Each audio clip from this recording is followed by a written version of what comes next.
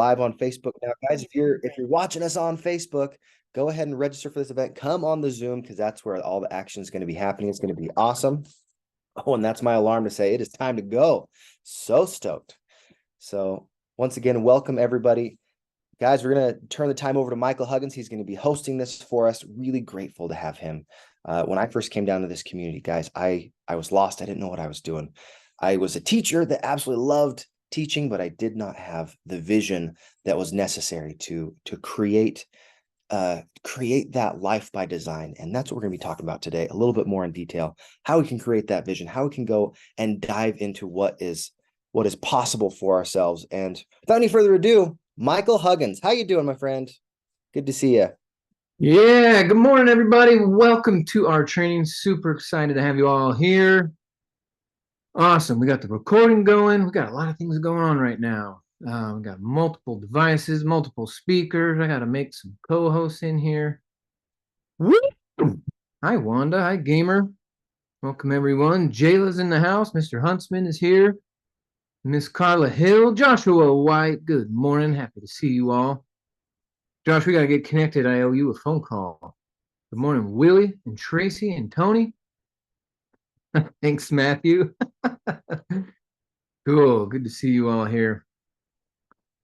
Okay, so I'm going to bring out our first trainer in just a few minutes, but I want to set the stage and make sure we are all clear about why we're here, what's going on, and how we can maximize this. So I just want to make sure I got all my co-hosts assigned. So those of you who are co-hosts, go ahead and let people in the room as they are joining. There we go. Yes, this is going to be awesome. So folks, some of you, this is your very first event. So I want to welcome you. Glad you're here. There is a lot of things going on behind the scenes inside of our organization. And some of you are returning this week, this month, seen you a few times. And some of you have been around for years with us. Travis, I see you. Good to see you again. And Bertha, Gamer, great to see you. Glad you're here. Kathy and Laura. Wow, we got people from coast to coast here. All right, so if you do want to have a friend or a partner or somebody in here, go ahead, use the invite link at the bottom of the participant list and send them an invite. Let's get more people here. The more people that participate and the more people that get connected, the faster we can all grow and hit our goals and our achievements that we're after, which is what today is all about. Vision, goal setting, planning, following the American dream, pursuing what's important to you. Remember, there's no promise of happiness, but the pursuit. It's up to you. Hi, Roxy. Great to see you too. Awesome. All right, everyone's flooding in. Okay, Diego, we won't skip her either. Good morning to you too. All right, so I'm going to get my whiteboard pulled up here real quick, and then we're going to get into this. But first, I want to share our mission. Some of you are not on a mission, and it's costing you. So let's change that. Let me show you our mission real quick here. This is our mission. Our mission is to empower 1 million motivated individuals with principle-centered entrepreneurial knowledge so they may attain financial independence as business owners and real estate investors. That's our mission. And you're part of that. You are on that mission with us. All right, so I got this in here. We're synced up. Let me bring this over to the whiteboard now. Bum, bum, bum. Okay, while I'm doing that, I would like to know who here is a first-timer. First-timer visiting with us. Put it in the chat. First time or number one. Maybe, I think you're on the speaker. Sí. Claro que sí. See, I'm learning too. Also, it's a very interactive group, so go ahead and put it in the chat. If you got questions or concerns, comments, ideas, we got people here ready to help you answer your questions. Awesome. Jared and Tinkia is here. Hey, good to see you. Amy and Danielle. Awesome. Great. Okay. Let's get this pulled up here. What are we all about? Why are we here? Today's not about me, but to create some context, I'm going to briefly talk about how this whole world works in the world of real estate and what we're up to and why it's working for me. All right, can everyone see my whiteboard? Make sure I can see all your pretty faces too. There we go. Okay, so let's get this thing going here. Could have sworn. All right. Well, that's working. I'm gonna get this on. Aha, that was all I needed. Get this back up. Share screen. By the way, folks, we're live. This is not some canned recording you get to watch. We're really here with you. Okay, now we got to get into this. Boom. Awesome. Okay, vision. Vision, vision, vision. This is what we're after. This is our vision quest that we are on today. And one thing we got to understand is that every one of us has what's called a self-image. And your results in life are directly related to your self-image. So if you see yourself being healthy, then you will live into that and you will get those results with your self-image. If you see yourself being wealthy or surrounded by important relationships or you're contributing to society in a way, your self-image is the determining factor on your results. The challenge is that we were raised in a culture and raised in a country where this K through 12 model has given us a different type of vision to be an employee, to be some people I've heard it called sheeple, right? Where you just follow the person in front of you and there's no awareness, there's no consciousness or choices. We need to get away from this. This lacks vision. If you want to manifest your life in the way that you see other people doing, living where they want to live, doing what they want to do, eating what they want to eat, wearing what they want to wear, driving what they want to drive, being who they want to be, then you have to surround yourself with people who are doing that. That's what today is all about. I'm going to introduce 8 people to you throughout today's workshop who have revolutionized their self-image, and they're going to give you the steps that they've used to get dramatically new results. And I'm using that word dramatically correctly. Huge, life-changing, unrecognizable position from where they started to where they are now. Some people did it in a handful of years. Some people did it in a couple months. Some people took the better part of a decade to do it. But one thing I am clear on is it's going to take a few things. It's going to take time. If any one of you here on the line today are not willing to put in at least 6 months, really, I want to say 1 year. If you're not willing to put in 1 year to build a business, your time is better spent today watching TV or scrolling on Facebook, going to a park, going to a bar, getting drunk. Your time, you have way more better use of your time doing that than pretending like you're going to work with us. Okay? So no pretending. It's going to take time. So if you're not willing to put in the time, at least 1 year, to build a business and get out of the rat race, leave now. There's a little red button on the bottom right of your screen or the top left, somewhere in there. Leave. Okay? It's going to take time. It's also going to take effort. Now, I have 2 new boys. I'm a new dad. Okay? And I'm in love with them. They're so freaking cool. Oh my goodness. But one thing I've learned is we have to acknowledge and reward effort. Effort. Some of you lived in such a coddled life going through the K through 12 model that you don't know about effort. And so we're going to teach you. We're going to show you. But it is going to require some effort. You know what else it's going to require, which I did not understand at the beginning? I had a wrong understanding of this word relationships.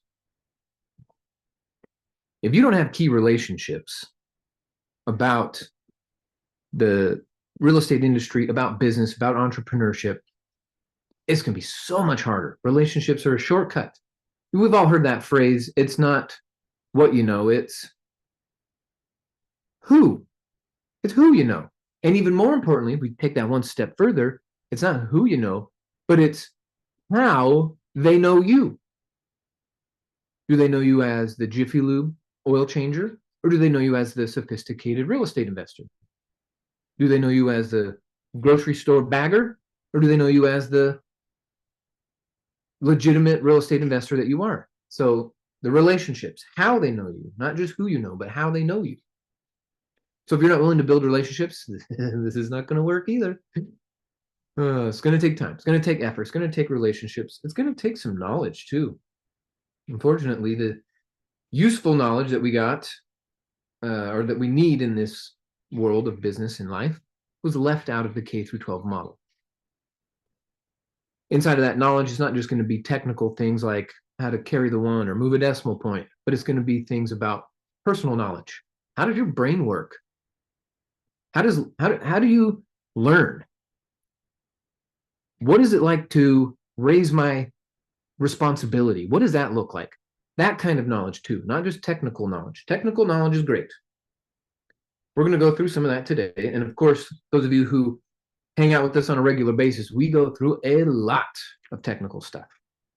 But there's also plenty to be said about self-knowledge. So we're going to go into that today as well.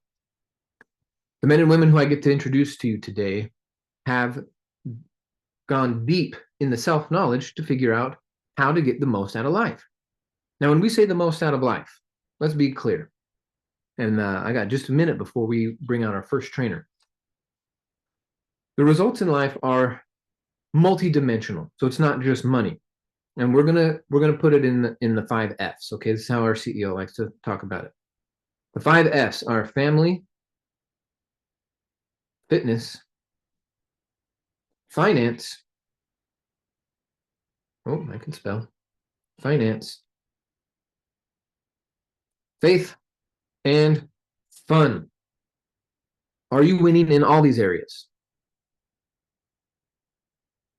So this is what we do as a company, as a culture, as an organization, is help you get on point with all of these areas: family, fitness, finance, faith, and fun. How you go about it? Well, that's going to be up to you and your personality and your preferences, who you spend time with. But this is the emphasis. This is what we call life by design. And the people who we get to hear from today, trust me, I'm going to be taking notes because these people inspire me like crazy. Life by design.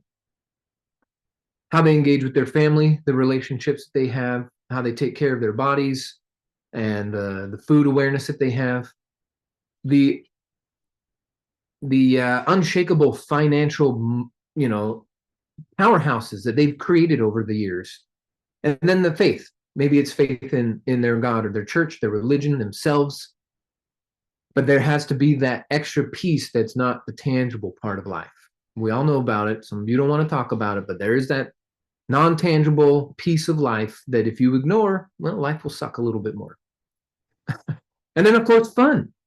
Having fun. What's the point of all the work and all the sacrifice and all the stress if you don't enjoy it and you don't have any fun with it? So the have it all lifestyle, life by design balance of these 5 areas of life is what we do on a regular basis, what we help thousands of people across the country do. And today we're going to dive deeper into that. Now, some of you are guests, so welcome. We're glad you're here. This is one of the best places to be. And some of you are returning. You've been here for a few months and you're like, hey, where's that result that I'm after? You're going to hear how to get that today. And some of you have been around for years and you just want to level up. You're like, great, I've done 10 deals. How do I get to 20? Or you've done 30 deals. How do I get to 60? You made 10 grand in a month. How do I make it 20 grand in a month? So some of you are here to level up. Some of you are here brand new. Regardless, I'm super stoked about today. I went from making 20 grand a year changing oil to 20 grand a month to 20 grand a week owning a real estate investing empire. The people who you get to hear from today followed steps, followed a system, and We could talk about the system and the steps on other classes. Today, we're going to talk about what goes on in the mind. How do we take that vision, make it clear, because quite often it's blurry, and then make it real and step into it and live into it, and then inspire others to do the same? Our first trainer today comes to us from the East Coast. His name is Umair Haq. He used to be a MMA fighter, boxing, kickboxing, jiu-jitsu. He also worked at restaurants making pennies, working all kinds of crazy hours making pennies. And he was not raised in a family that focused on academics. So when he got introduced to the world of education, real estate, personal development, knowledge, growth, that was all new to him. And to be able to hear what he's done in the world of business, real estate, finance, family, faith, fitness, finance, fun, it's going to be very inspiring. So folks, as we get into this and these trainers, they each got about 15 or so minutes, and we're going to go through and they're going to share their pieces. So by the end of this, please compile your notes, review it, and let's use it, because these people have results that make the world envious. Now, it's not about envy. I don't want to say that, but I'm so proud of them and what they've been able to accomplish. So you're in the right place at the right time. So let's give a big warm welcome to our first trainer, Mr. Umair Haq. Good morning, sir. How you doing? Good morning. Can you guys hear me and see me? Yes, sir. Loud and clear. Looking good. All right. What's up, Michael? Thank you so much, dude. You inspire me. I'm so grateful to have awesome friends like you, man. Yeah, I've only got 15 minutes, and what's really amazing is this is the perfect time to have this type of meeting, because I'm just going to share with you what I've been doing every year for the past 7 years, and I'm seeing my income and my lifestyle and things duplicate. So I want to be able to share my screen, and I'm going to go through the 7 steps to really maximizing who you are and getting the results that you want. Because today's not really about me or the group, it's about you. So I'm going to share my screen, and I want you to write these 7 things down, and then I'm going to explain them to you. I know everybody's brain's different. So here are the 7 things that I do every year. I'm actually doing it right now. There's 7 components that are going to help you do whatever it is you want to do, guys. Number 1, let's talk about this first. Okay.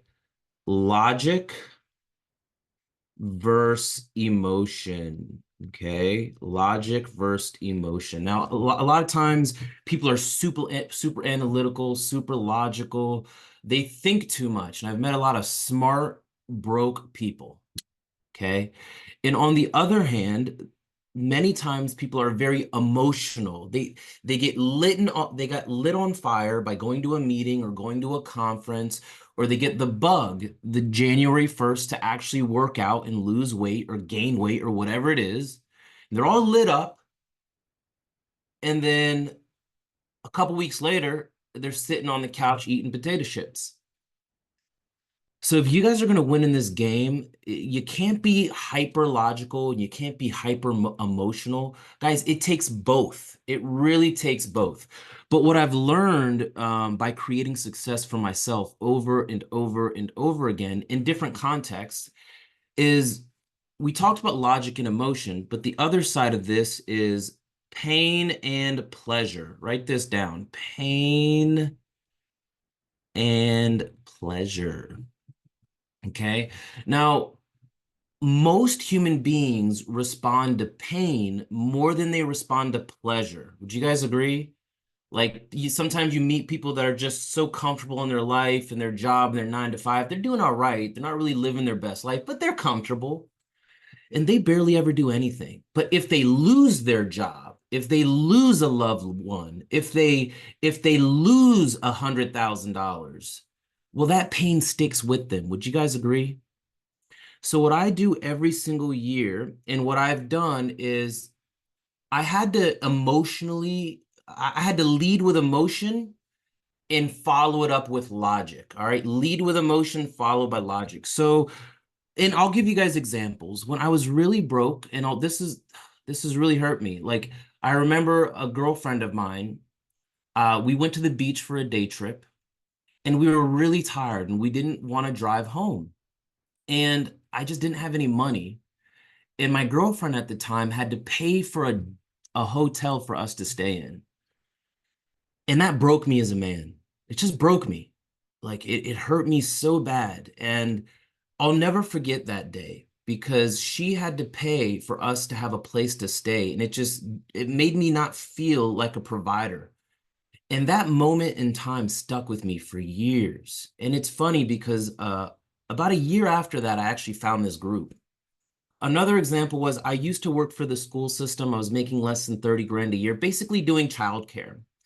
And I had a boss tell me that I would work for that same school system till the day that I die.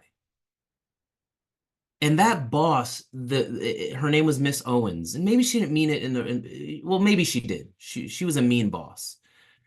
And those emotional moments have stuck with me for years. I'm ADHD, I'm a little dyslexic, and I was unable to get good grades with the, what did Michael call it? The K to 12 model. That was hilarious, right? So I really was not good at that. But having an IEP and people like my parents not believing in me or making me feel bad, those painful things have really stuck with me for life. So if you're going to make it as a business person, if you're going to make your goals come to fruition, I want you to be able to write down the pain and the hurt that you have and the reason why you started this in the first place, because you're going to need to leverage it as soon as you think about giving up. Does that make sense? A lot of times people start things over and over and over and over again, but the reason or the pain that they felt is forgotten. So if you're going to reach your goals today, right now, everyone's different. For some people, it's a husband that left them, you know, and they just hate that person and they want to prove them wrong. Whatever it is, guys, you need to anchor a strong emotional charge towards getting the thing that you want to get, because without it, you'll just give up. Does that make sense? So that's step one. If you do not have a strong emotional charge, if it doesn't bring out emotion in you, if it doesn't hurt you, then it's not the right thing. All right. That's what you need to do first. Number two, you got to have a personal vision. Personal vision. Okay. And I don't have a lot of time. I'm sorry. I'm running out of time. So personal vision. Michael talked about this, but you got to know who you are and the vision of who you want to create. Okay. Number three, after your personal vision, you got to have a business vision. Vision. See, I can't even spell. And you're going to see how all of these 7 steps come together. Logic versus emotion. So you got to start with the pain and sit in it for a little while. Then you got to build out a personal vision, a business vision. Number 4 is education or classes. Okay. I'm going to break them down. Number 5 is benchmarks. And I'm going to show you how I've applied this in my own life. Number 6, after you have certain benchmarks, are action steps. Because you don't want to just be an information junkie. You don't want to just have an idea of what you want to do. You need to create actual benchmarks and action steps. And then number 7 is accountability. Accountability. All right. These are the 7 things that you must have if what you're saying that you want to have happen in your life is actually going to happen. Does that make sense, guys? If you're missing one of these 7 steps, then you might fizzle out. Okay. Let me give you an example. I'm going to give you an example of myself. Okay. So I wanted to become financially flexible. I wanted to have happiness and I wanted to be able to support my family. I wanted more flexibility in my life. And so I was emotionally charged with everyone beating me up about not being able to do like tests or not being good at math. And like my family looked down on me. Society looked down on me. And so like I was angry and had a lot of pain. So I used that pain to create a personal vision of myself, of who I wanted to be, which is a real estate investor, a business owner, an entrepreneur, someone who makes moves. So I had a vision, a self-vision of who I wanted to be in the world. And initially, my business plan was I wanted to flip houses. Okay. I don't flip houses anymore. I've adjusted my business model since. But initially it was I wanted to flip houses. So I had a business vision of being a flipper. All right. So I'm just going down this path. Now, when I found this group, they showed me that how I could learn by working with a trusted group, how I could learn at my own pace and time, how I could have people to bounce ideas off of, how I can participate in mastermind groups. So then I used the education in the classes and I kept down that path, right? Now, I can watch classes all day. I could watch YouTube videos all day, but then I just end up becoming an informational junkie. It's like I knew a lot of stuff, but I wasn't making any money. So what I did is I took my coursework and I broke it down into benchmarks. Okay. Now, this is how I want you to break down your benchmarks. You can do a yearly, if you're just starting out, like a yearly benchmark. But if you're really going to get good at this over time, you want to break your benchmark. You want to drill down on your benchmarks. So what I do now is I start with the big picture, which is my overall plan for the year. So there's your yearly benchmark, then there's your quarterly benchmark, then there's your monthly benchmarks, then there's your weekly benchmarks, and you break this all the way down to your daily benchmarks, okay? Because you gotta have benchmarks, like on a straight line, things that you're gonna do. You're like, for instance, when I first started flipping houses, benchmark number one was, hey, I got to get the context in my head. That's the information. That's just step one. And then after I got the information on my head, I had to build a team that can support me in doing house flipping, like contractors, title companies, agents, all that stuff. And then after I had a team, I had to start making offers, because unless I made offers, I couldn't have conversations to get deals done. And after I started making offers, you know, I got an offer accepted. Now, and then, oh, before even that was getting the funding figured out. So there was benchmarks, and those benchmarks were led by daily actions, right? So the benchmarks and the action steps sort of go together, but first you want to write out your benchmarks and then create action steps towards doing it. Now, when you start doing action steps, you're going to get punched in the face. What I mean by that is people are going to tell you no, ooh, right? And we're so like, unless you did step one appropriately, unless you have enough leverage on yourself, like, man, I really got to prove my family wrong, then talking to people. Do you guys agree that in this day and age, it's hard to talk to people sometimes? We're just not used to it. We're used to staring at our screens.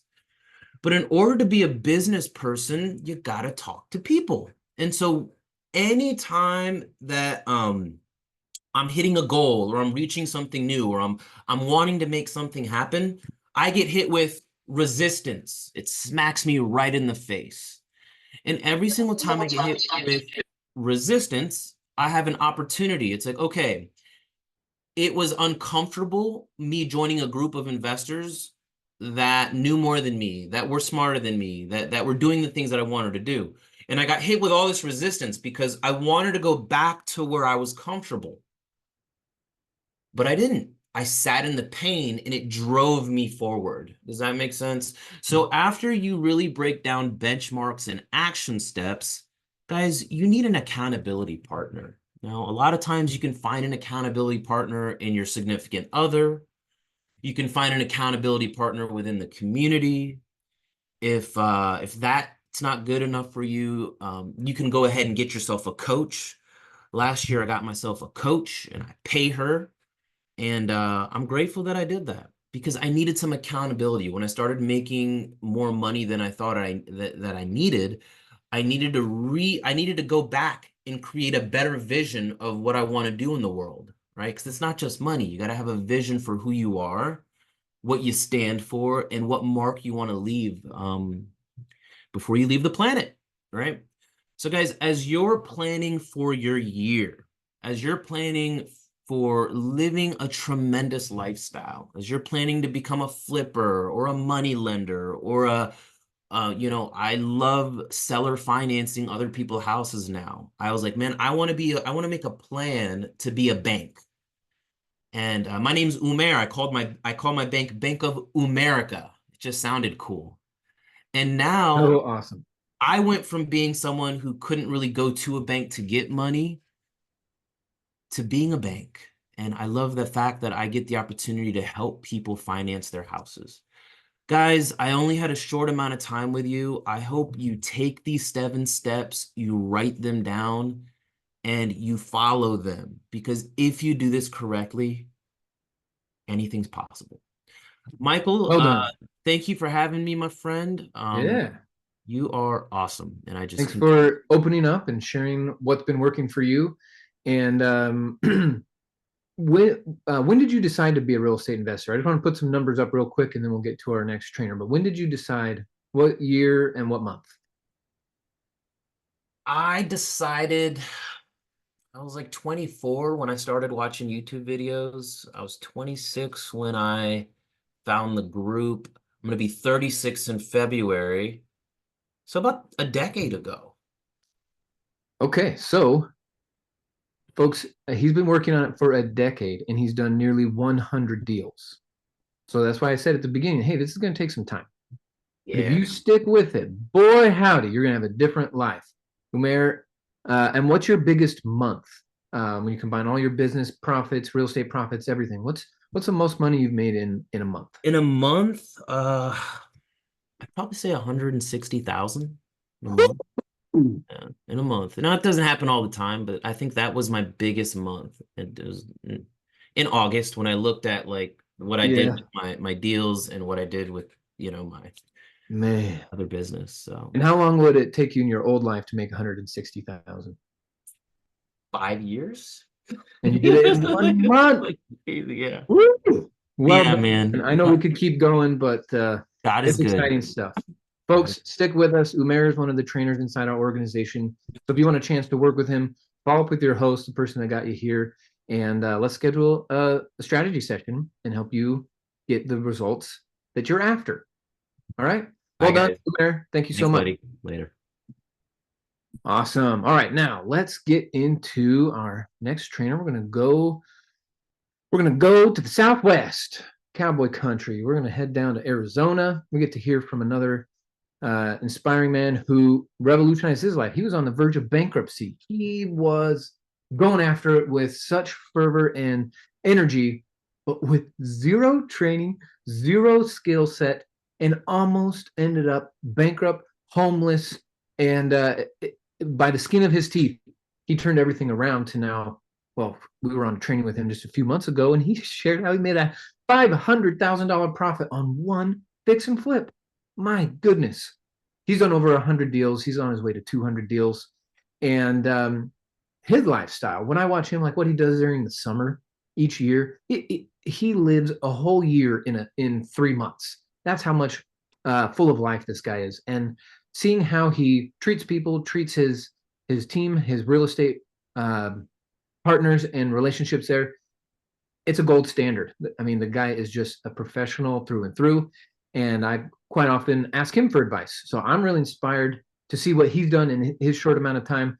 So let's give a big warm welcome to Bill as he comes out and shares his story of vision. Mr. Bill Predabon, come on out. How you doing, buddy? I'm doing really well, man. That was an awesome introduction. Thank you. I got to tell you, Michael, folks on the line here, Michael's a very humble man, and it is an honor, Mike, to share the stage with you and the speakers you've got lined up and everybody else. It's a pleasure, and I'm grateful to be able to share this info with you guys and girls and be here today. So, Mike, thanks a lot. Everybody behind the scenes, thanks for your work, checking people in, getting the flyers out and getting these links out and just giving everybody the opportunity at the end of the year to share in this amazing time. Umair, great job. You're a great friend of mine. It's been great to see him explode, him and his wife in their business. And so it's a pleasure to hear him speak. So without any further ado, we will move forward, and I hope you guys enjoy this. Love you too, brother. Thank you. All right, so I got to tell you, I agree with the mayor on a couple points. I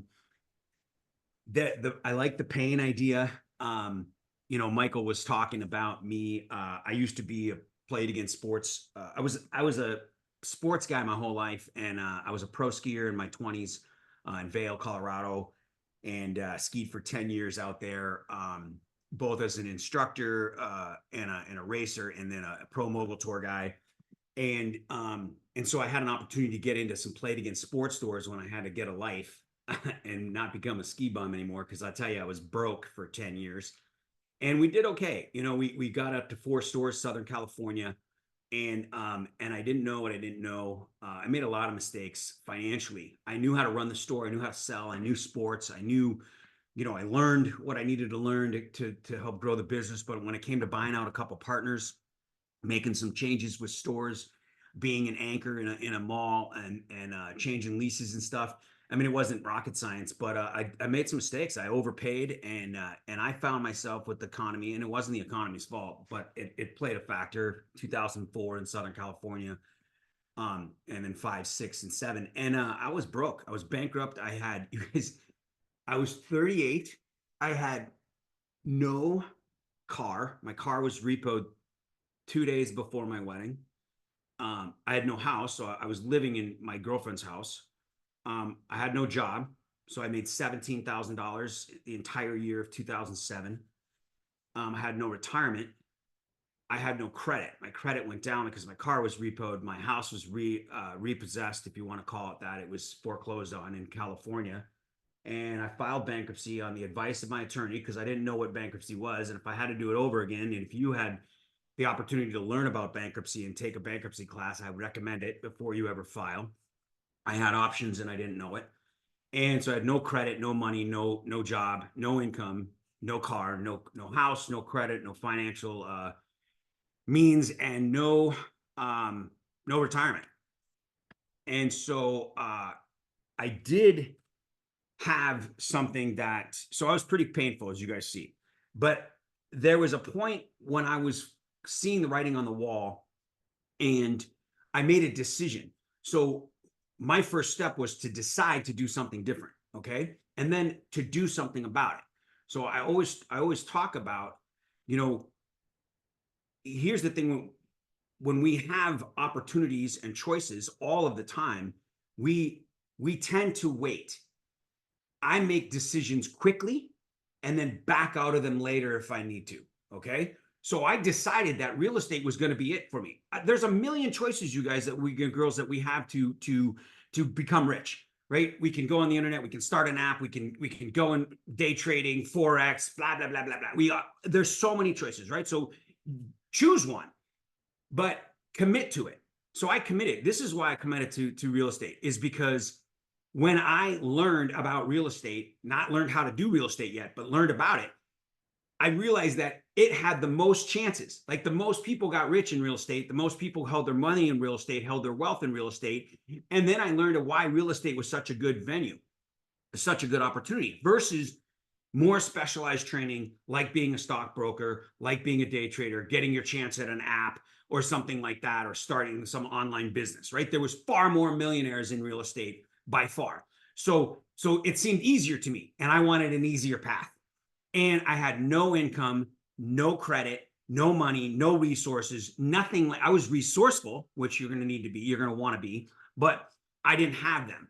So I was like, well, if real estate can be done without that stuff, then therefore I'm just going to do that, right? So when I talk to people and I ask questions all the time, write that down. I ask questions all the time with people. How'd you get your car? Where'd you do? What do you do for a living? How do you do that? What do you know, how, right? I was playing golf yesterday morning. It was an amazing day out here. And this guy is almost a scratch golfer, and he's kicking my butt on the golf course. And I'm asking him, how did you just hit that shot? And he's telling me, I don't mind asking people who know more about me. Okay. So first we decide, and then we do. And then I committed. You will have opportunity come to you from all over the world, from all over people, when you're out on Facebook, everything in the world, and you are going to have chances to go in all different directions. But if you've already made a decision to be a real estate investor and a business owner, then those things are not on your list. They're not on your plan. So you can say no to them very quickly. You can make a decision really quickly because you're committed to being a real estate investor. Okay. Now, the other thing I did is I had to invest in myself. And what I mean by that is I had to have skin in the game. Like, I had to make a decision to go up. Like, I had no money, and I found this community, and I found this opportunity to learn. Like, the understand is that we don't know what we don't know. And I just said this, right? So I had already been broke. I already learned how to crash a business. I already learned how to go from making 150,000 a year as a business owner and played against sports and, you know, living my dream to having nothing, right? So what I didn't know was how to keep it. I didn't know how to own property. I didn't know how to own any business. I didn't know how to run a business and be successful and have a plan. So I had to learn to do this, right? Otherwise, so I had to surround myself with people who knew how to do it. Again, I had to ask. Then I had to make a decision to invest in myself. So with no money and no credit, I had to be resourceful and I had to make a plan and offer somebody an opportunity to invest in me and give me their money and their credit so that I could go out and make something of myself and then be able to physically pay them back. Not just love money from my mom and dad and be like, hey, I promise I'll pay you back. Hey, can you lend me $100? I got to pay my car payment. I'll pay you next month, and don't do it, right? This is different. I went out and made a decision to get somebody to buy into my program and my plan, and then have them invest in me so I can invest. Now I've got skin in the game. I'm all in. I'm like in trouble. Like if I don't get this done, then there's a problem. I won't be able to live with myself. So I'm committed and I'm invested in the plan, in real estate investing, in being a business, in learning how to do it successfully and surrounding myself with the right people. So I've made this decision, and then I've obviously basically committed myself to the point where I cannot fail. There is no plan B. All right. Next, I had to share it. I had to humble myself and be embarrassed and be a fool and be but broke, right? And then go to someone like my buddy Matt Prowse. My buddy Matt Prowse in Colorado, who who worked for me at one point and was an incredible skier. His dad owns CompuWare software. Was in the late 2000s was the 91st richest man in America. And I call up Matt in 2011. I'm like, bro, I'm in real estate. I'm gonna buy in these houses. I'm flipping houses. I want some money. We're gonna make money. And he's like, are you kidding me? Right? And I'm like, and he shut me down so fast. It's like, dude, I've got 3 houses. I don't need this. I'm not taking the risk. Don't you see around you? The world's crashing, you know? And I'm like, oh, right. Then I had to go to my dad and like tell my dad, hey, by the way, this is what I'm doing with the rest of my life. Right. And then I had to tell my wife, right, who's busting her butt. We're broke as heck. I made all these mistakes. All this income is nothing's coming in. And I'm out there every day working 20 hours a day trying to do this real estate, right? And I'll talk about that before we finish. And I'm telling her, and she had to be on board, right? And I had to be committed to, and I also had to show her that I was willing to work, and I had to show her that I'm willing to bring in money. And the minute I get money, you know, I drove a Bondoed VW that was her old car because she bought a new car because she had credit and money and a job and sold her business and she made money on it and all these things. And I'm constantly borrowing money from her just to pay my bills. And so whenever I made money, I had to give it to her, right? And I wasn't out spending any money. I lived very modestly. I wasn't partying, all those things. There was all these sacrifices that I was willing to make, right? Because everybody's in, and I had to let everybody know what I'm doing, right? And where I'm at. So I'm sharing this information and I'm letting people know what I'm doing. Finally, again, the commitment is the whole thing. I'm committed and I'm learning, right? And then I'm doing what I'm learning, and I'm willing. And I love what Umair said, right? Is that you need a coach. Where's his notes? He said, you need a coach, you need a business vision, you need education, right? And then you need to take action steps. A lot of us are planners and we are explainers but we're not doers. And so there's got to be these action steps that we take. So I was constantly taking action steps to make sure I was do it and then learn from it, right? And so people that when I had no money, I still put money out on a credit card that I was working on getting because I was constantly building my credit no matter what you're doing, right? I'm still building my credit to this day. And I borrowed money when I had no money and no ways of paying it back so that I could get personal development. And so I could get further education. When opportunities in this community came up for me to invest more in myself, I did it when I didn't have it. Like when I could have been like, oh, I'm going to wait till a deal closes. No, I never waited for anything to happen because I figured the only way to get out of my situation was make more money, was to make money. So I didn't care about borrowing money. I knew, and I'm not talking about reckless borrowing. I'm talking about businesses we are a business. You're deciding to be a business. You're deciding to make plans and have a business plan. And if you're creating an income opportunity for yourself. So you are selling, like Umair said, if we can't qualify at a bank, we got to qualify with private investors. We got to qualify with our family members. We got to qualify with other people and let them get invested in us and get on board with what we're doing and get on board with our vision and get on board with our passion, right? And so then they're going to want, like, if we sell anybody on anything and sell them on ourselves, they're going to want to get behind us and get people enrolled in us and what you're doing, what you want to do. Get people enrolled in your vision. And then they will invest with you. And that's what banks do. Banks get enrolled with business people. They get enrolled. That's why they give them money. And the only way businesses survive and pass and grow is through resources. And they get resources and money and they get loans. And that's how they survive. And then we can pay it back because we start to make more money. It's that way in business. Businesses don't go out and sell a bunch of product and then go borrow money. They go borrow money, manufacture the product, then go sell it with a plan. You know what I'm saying? Like, it's incredible. So lastly, and last few things is I'm always in control. I want to stay in my lane. I don't mean that I don't go invest in different houses or bigger deals and things like that, but they're all within real estate, right? I control the money. I control the decision-making. Finally, all of these things we cannot do this alone. You will want to. I tried and I did it for years and I did it slowly and I did it hard and I did it the wrong way. Even when I had the right education, even when I was in the right group, I am by myself and we don't go in business by ourselves. We go in business for ourselves, as you all know, and our families and our spouses and our families and our friends, but we do not go in business by ourselves. And so the quicker we can learn, and I'm still learning this, the quicker I can have coaches, the more coaches I have, the more people I can do business with and surround myself with and learn from and literally get my ego out of the freaking way and listen to Umair and listen to Jared Brenchley and respect a 20-year-old younger kid than me, Michael Huggins, and watch what he does and actually learn. The faster you can do whatever it is you want to do, and we go in business together, and we work together, and we learn from each other, and you've got to surround. I tell you, Cody Sperber, the guys that are up here where I'm with, guys like Kent Clother, who I started a company with, these people that just make $100 million in a day, they are surrounded by all kinds of great people. They're not just these Lone Rangers, and yet I'm all by myself, right? So we surround ourselves with people and we control our decisions. We stay in our lane.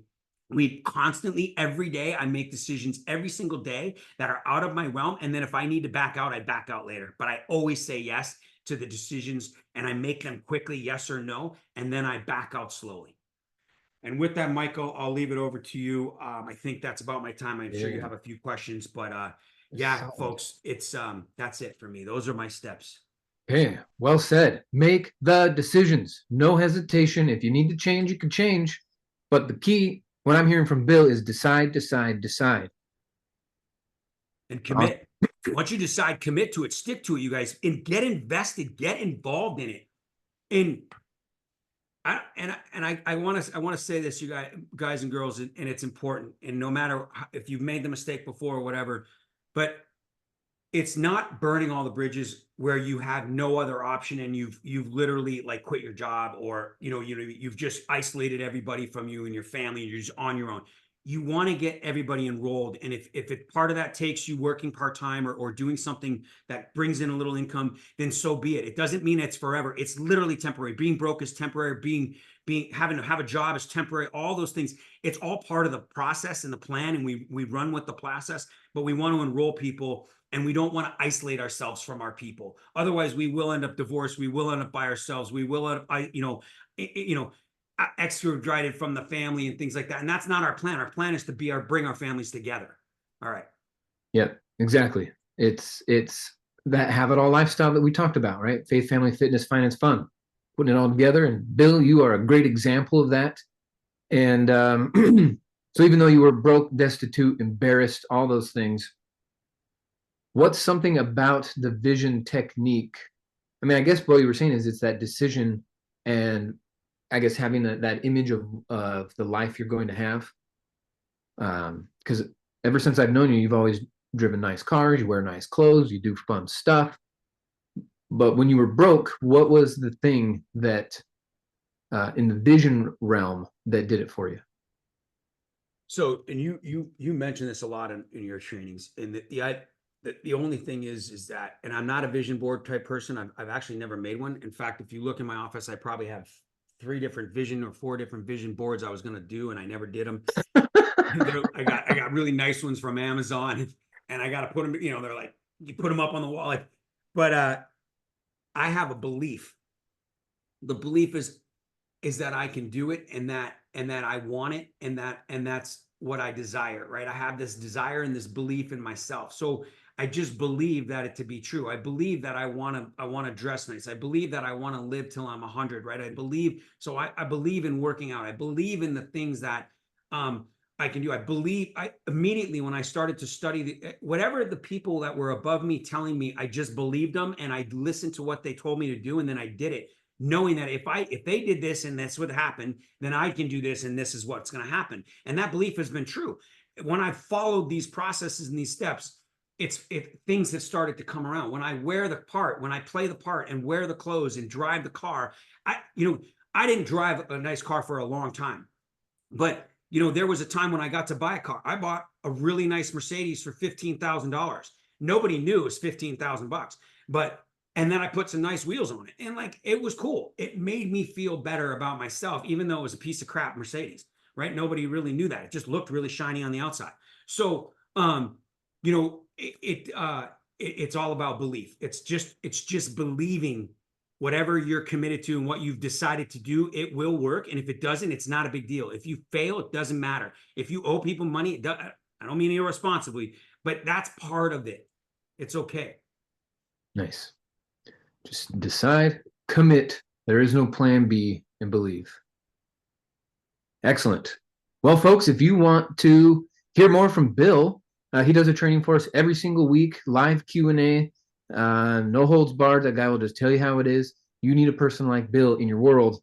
And for those of you who are already a member, you'll participate in those. And those of you who are considering it, get back with your host, get a strategy session scheduled, and let's show you how you can get the benefits of our program, just like Bill's getting. So thank you, Bill. Appreciate your time.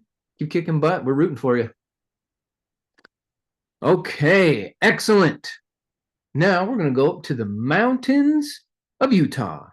We're going to go visit the rare air of the mountains of Utah. By the way, all of you need to plan on going to Utah in last week of March, first week of April. We're going to be doing our Renatus National Conference. This upcoming year will be in Salt Lake City, Utah. It's going to be amazing. So anyway, if you haven't put Utah on your to visit list, do it and then join us. Okay, so our next trainer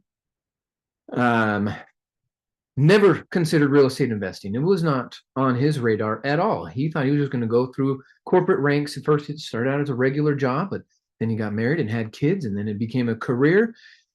And one day he woke up and realized for the 10 or 11 years he's been in this career, he has never seen his babies open Christmas presents. For 10 years straight, he had to work on Christmas. He had to work on New Year's and Thanksgiving and do all that nonsense. He missed the things that most of us take for granted. And it just was grinding his gears. And he said, that's it. He had another baby on the way. And he said, no, I'm not going to live this mediocre life anymore. Someone introduced him to our group. And he said, I don't know. But then his wife said, you better. You better do this, man. I want you home. And that's the whole point about surrounding yourself with key relationships too. So he used that inspiration from his wife and his kids and revolutionized his life. He fired his boss. He totally dismantled that corporate chain that was holding him back, built a life by design. He's done over 100 deals. He is very supportive and motivating to our local team. And so we're going to have him share a little bit about his vision steps to create his life by design. So let's give a big warm welcome to Mr. Jared Branchley. Hi, Jared. How's it going? Thanks for that was an awesome intro. It's cool. Thanks for taking the time to be here. just gonna have you with me, start introducing me to people because that was awesome. Appreciate it. Great, cool. Well, thanks, Michael, for letting me come on. So everyone, excuse me, I'm coming down a little bit, so my voice may be a little bit scratchy sometimes. So everyone, here's what I want you to do. There's 100 people here right now. That's friggin' awesome. I want everyone, if you can, turn on your cameras. You can turn off in a minute if you really want to, but just for a minute, just bear with me. Come on. If you have on your cameras, awesome. I love you. Okay. Yeah. And what we're gonna do, we're gonna sit up and with our diaphragm, not our chest, but we're just gonna breathe in. There's a whole reason why. We're gonna breathe in with our mouth as much as we can. Okay. So, and then do another quick inhale. So a long inhale as much as you can, and then a quick little extra. So we're gonna do that 3 times. Okay.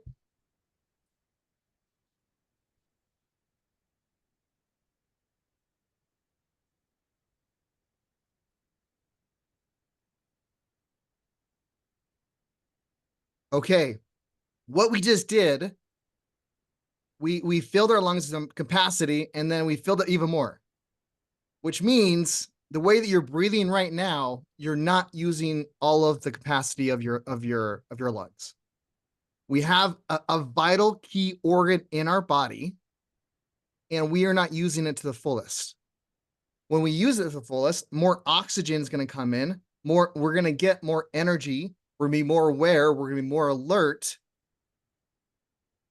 So, but we haven't been using it for the fullest. This is right there. It's the same with our brains. I'm going to talk about today is a little bit more of the science, because this is, I get a little nerded out on cool. I mean, because sometimes when I hear people talking about having a vision and manifesting and all of that stuff, when I first started hearing people talking about that, my BS monitor went off the charts. I was like, yeah. You're just gonna tell yourself you're better looking and smarter and healthy. Okay, yeah, good luck, buddy. That was my mindset. But once I actually started reading books and get around people like this and started to realize that, hey, there's something to this. This is not just hocus pocus, voodoo, magic crap. There's actually a ton of science. In our brains, this is what blows me away. Our brains it's an organ. It's an organ. And we have not been using it to the fullest, just like our lungs. We have not, myself included. And so think about this, guys, just for a minute. Our brains have over 100 billion neurons, like neuron cells in our brains, and over 100 trillion synaptic connections. There's more brain cells in our brains than there are stars in the sky in the Milky Way. In yours, individually, I'm not as a human race. I'm talking about just one, just you. There's more neurons in your brains than there are stars in the sky. Think about that just for a minute. We have so much capacity to do things, and and think about with all of that, our brains are designed to keep us safe, not to keep us happy. That's your job. So for safety, like the devil you know is better than devil you don't know. I'm sure you guys heard that expression. So sometimes we get stuck in an unhappy routine, an unhappy state because it's familiar. It's something that we always get into. So we have to kind of change the way that we think to be able to get out of that. So there's something called, and this is the really cool part. There's something called, I always mess up the name on it. And there's my daughter. Say hi, sweetie. There you go. See, she's the one that started it all. When she got pregnant, when my wife got pregnant with her. Okay, sweetie. You're so sweet. You're funny. Okay. So when we got pregnant with her, that's when things had to change. So the reticular active system, it's a part of your brain that regulates consciousness. It regulates what you pay attention to. It regulates what's more important. Our brains are the majority of a job in your conscious state is really, it tells you what not to notice. We have so many senses that constant information is going to our brains nonstop. If we would actually receive all the information that we're getting, we would go insane. I'll give you an example. Your skin. So everyone is wearing some sort of pants. I know we're on Zoom. Maybe not everyone's wearing pants, but look, pay attention to your legs. Do you feel your pants on your legs without touching them? The skin on your legs can feel the pants, right? Now that you focused on it, you can feel it. You pay attention to it. The neurons or your skin was sending messages. Something's touching me. Something touched me. I'm feeling something. I'm feeling something nonstop to your brain. That doesn't stop. It keeps on sending those signals that something's touching you. But your brain, trying to keep us sane, ignores that and doesn't put it into your conscious mind. The reticular active system, what it does, it tells you what it thinks is important. It gives you just a prime example of this. We all noticed, we all seen it when we buy a new car. When I manifested my Tesla, the $150,000 car, which we, in all transparency, we did sell last year. But when I did manifest this in 2020, I was like, this is awesome. And then suddenly, like, oh man, everyone's driving a Tesla. Maybe not the quite same make and model, but I just started noticing everywhere, like, man, there's so many Teslas out there. And you guys know that too. When you buy a car, it wasn't just like, if I just bought a Nissan, it's not like I just noticed all of the same make and model of my car, even the same year. They didn't just magically appear. But because you bought it, you've told your brain this is important. And so it pays attention. It informs you of the, oh, hey, the thing you just bought, here's some more, here's some more, here's some more. Because you did actions to tell it that it's important. That's why when people talk about having a vision, having a vision board, I think a lot of the other trainers are going to go into more detail on kind of how to actually do that. I just want to really explain the science behind it and why this actually works, not just some voodoo magic stuff, but there's like real science, tons of studies that have proven that having these visions will actually change the brain and how you think and feel. So me as a Walmart manager back 5-6 years ago, real estate was not on my radar whatsoever, right? I did not care about it, didn't know about it. I thought it had $1 million in the bank, perfect credit. Wasn't even remotely on my radar. But once I actually got connected with people that are doing it and realized that I don't have to use, is it easier if I have $1 million in the bank, perfect credit? Sure. But is there plenty of ways of doing it without ever using your credit? Like I have 100+ deals and not used my credit, not even once. And I can count on one hand how many times I've used my own money on a deal. So is there plenty of ways of doing that? 100%. So getting around these people, I started to change the way I think, started had a different way I visualize, and I started to do vision boards, and I started affirmations and whatnot. So that's really what changed my reticular active system to focus on things, to notice things what I never noticed before. So when people talk about visualization and like how this magically this opportunity just fell in my lap, that opportunity was there the entire time. You just notice it. Because you're changing because when you do a visualization, when you do those 6-7 steps that Omer was talking about, when you do those steps, sorry guys, when you do those vision boards, when you do those affirmations, it's not magical. You're just telling your brain it's important. And when you focus even on things where you don't have, I want to have $1 million. I want to do my first, second transaction. I want to do my 100th, 200th transaction. If you're saying as in a lack, like I don't have it, but I want it, but I don't have it, that's going to continue. You need to think as if you already have it. You need to, I manifested 15 short-term rentals within 8 months, because as I, in the mornings, I would have my visualization. I would imagine myself, what it feels like to have that now, what the feelings are, and how did it happen? And then I feel my stuff. And here's the thing, guys. A lot of people have told me before that, hey, I tried the visualization thing. I tried affirmations, but you know what? It just sucked. Yeah, okay, well, let me ask you this. Did you do those things and felt maybe you were like spot on? You were on it. And like, oh yes, I have $100,000 in the bank account. I'm healthy and wealthy, whatever it is. And then you're feeling good for that first 15 minutes after you do that meditation or whatever. And then the other remaining 23 hours and 45 minutes in the day, you're thinking and focusing on things that you don't have and how you're not happy and how that you want more money. So when you're spending 99% of your day focusing on what you don't have and how you're in lack, I don't care how powerful that 15 minutes of your meditation or whatever it is, that's not going to do much. You need to maintain it and keep it going throughout the day. So there's a couple different ways of how I do it. And a couple ways of how I do it is one is gratitude. If I'm grateful for things, if I have a grateful heart, now you have to consciously do this, guys. I mean, I know you could be like, yeah, I'm grateful for stuff, but do you actively try to be grateful? Like, what am I grateful for? Because sometimes I've had a friend of mine that he's just literally, I was talking to him about this. And he had the mindset like, well, of course, like everything, something happens to him. Yep, of course. Someone cuts him off. Oh, yep, of course they did. Oh, they get sick. Yeah, that seems right. Yeah, my life. That's how it is.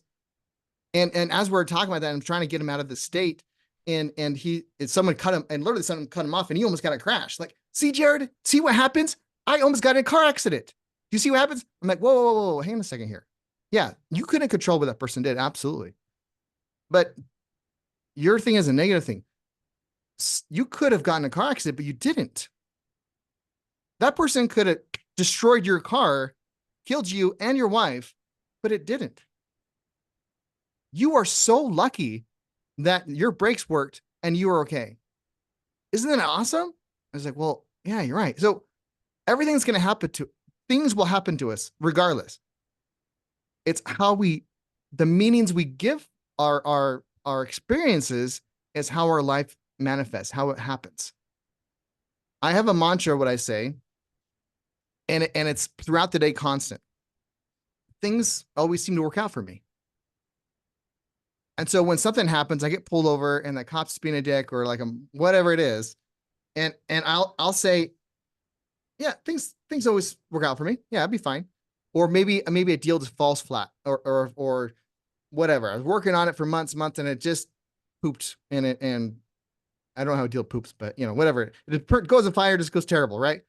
I'm like, okay, things work out for me. It's okay. And when things go well, like, oh wow, this deal just fell in my lap, and I made $15,000 on it this last week. Awesome. Oh, great. Yeah, of course, things work out for me. Things always work out for me. It's all how we take it and what we're thinking about and how we're putting ourselves in a state of gratitude, a state of, yeah, I already have everything I need. It's already here. It's already there. More and more things will start to pop up because you're telling your brains, hey, this is important to me. Focus on it. And you'll start to notice whatever it may be, if it's real estate or not real estate or whatever it is, like now I'm in a crowded room and I hear someone talking about their house and it's distressed or whatever. I'm like, oh, what? And I instantly hold on and I can start having a conversation because I've been telling my brain that this real estate stuff is important to me, or was opportunities for me to help people or to show gratitude or whatever. I've been telling my brain the 100 trillion connections in my brain. I've been telling it that it's important to me. And so it sees those opportunities that were there the entire time, but I never saw them because I was at Walmart, because before I was working at Walmart and I just didn't have that vision or even knew those things even existed. It wasn't magic. They're there the entire time. I just was able to see it. There are people, a friend of mine, Nancy, her dad had a stroke, unfortunately, this last week. And she told me that he sat down in his car and he left the door open. And for him, because he had brain damage, it wasn't because he just forgot to close the door. The right side of him didn't exist. He didn't see it. It wasn't like blurry or it just wasn't there. He would look ahead and he would see half the seat this way over. And that's all. And it wasn't because it was blurry, nothing like that. It just didn't exist. So the second he sat down, that door didn't exist because his brain had some damage. Because we see so much information out there, because we see so much stuff out there, our brain will make us blind to those opportunities. And that's why it's important to not just have that 15 minutes of manifestation in the morning and evenings, which will dramatically help. Even if that's all you did, that's still helpful. So don't don't throw the baby out with the bathwater. But as you go out through your day, have those mantras. Be conscious of the meaning you're putting on things. If my wife, just I don't know, says something, that maybe I can think like, oh man, she's always just nagging me. Oh man, she's just always on. She gets her chancla out, start whipping me, like, whatever, right? I can have that meeting like, okay, my wife is upset at me because of X, Y, and Z. Like, oh, isn't it awesome that my wife has so much confidence in me? She knows the type of person I can, that she wants me to be better. She wants me to actually, fulfill my full potential. Not instead of like, oh man, she's always just nagging me. She's trying to tell me to do stuff. My wife has so much faith in me. She has faith that I can finish this project and actually take out the laundry and help her out. That is awesome. My beautiful wife has so much faith in me that I can do all this stuff. Isn't that cool? Instead of, oh, this nagging, blah, blah, blink, blink, blink, blink, blink. Which one of those two mindsets are so if I'm trying to think of like, I want to have a better relationship within my marriage, which two of those mindsets is going to actually manifest that? The ones that I'm putting a grateful and positive outlook on things, I'm going to manifest a better relationship with, regardless of what she does. And the thing is, if I'm doing a task that she asked me to do, and I'm just like, oh my gosh, so fine, let me just leave me alone, and I'll do this real quick, as opposed to, oh honey, I would love to do that. Thank you so much. And I go do that. Do you think she's going to treat me different? Even though I did the same task, because of how I took it, she's going to treat me different. She's going to be more grateful. Oh, I have the best husband in the world. Bald, he's aerodynamic, phenomenal. You know what I mean? He's got great, awesome. So even how you take things, it affects other people's. I don't know if I'm going over time or not, Michael. So if I am, Oh yeah, you definitely are. That's fine. Oh, okay, sorry. Yeah. Okay. No, that's good, man. Yeah. That it's just how we take things and have a mantra, whether something throughout the day that you can kind of maintain that level of manifestation and of your thoughts. So yeah, I'll. So what you were saying is that you weren't trained by your parents as a child of how to control your reticular activator. You weren't taught as a teenager how to rewire the meaning so it's on gratitude. You picked all this stuff up in the last 5 years. 100%. Yep. Awesome. So folks, it's never too late to take control of your destiny. And Jared, I know you're a wealth of knowledge. You got a lot more to share with us. But folks, if you want to keep hearing from Jared, show up to the training calls, come to the masterminds and the property tours that we do, and keep picking up these gold nuggets. Jared, congratulations on your success thus far. We're rooting for you, and can't wait to see what you're going to do in 2024. So what I got from Jared, folks, is the assignment of the meaning of something. That's the major key from what he did. He started changing what the meanings were. That car example is great. You can focus on getting cut off or the gratitude that your brakes work. And the other thing I got from Jared was, that's fine. It'll all work out for me. Man, that's some powerful stuff. And thanks for starting out with the breathing technique. That was good. Okay, now we are going to continue our round the world tour. I actually don't know where Lily is today. Whenever I check in on her, she's in Peru or she's in France. I don't know where she is today, so we'll find out. But I'm really grateful that she's here today to share her story, how she manifests things in her life. When I first met her, she was very motivated to make a difference in other people's lives. She was a realtor. She was doing fine as a realtor, mortgage officer, closing some deals here and there. But she knew she was still in the rat race, meaning if you don't work, you don't eat. So she knew real estate was the way, got connected with a real estate company, not ours, but then realized it was a joke. Those people weren't training. They weren't helping get a new result for people. And when she found our community and saw that there is a place where you can train, make a difference for people, help them get their results, she said, I'm in. Not only am I in as a trainer, but you know what? I'm going to be a student too.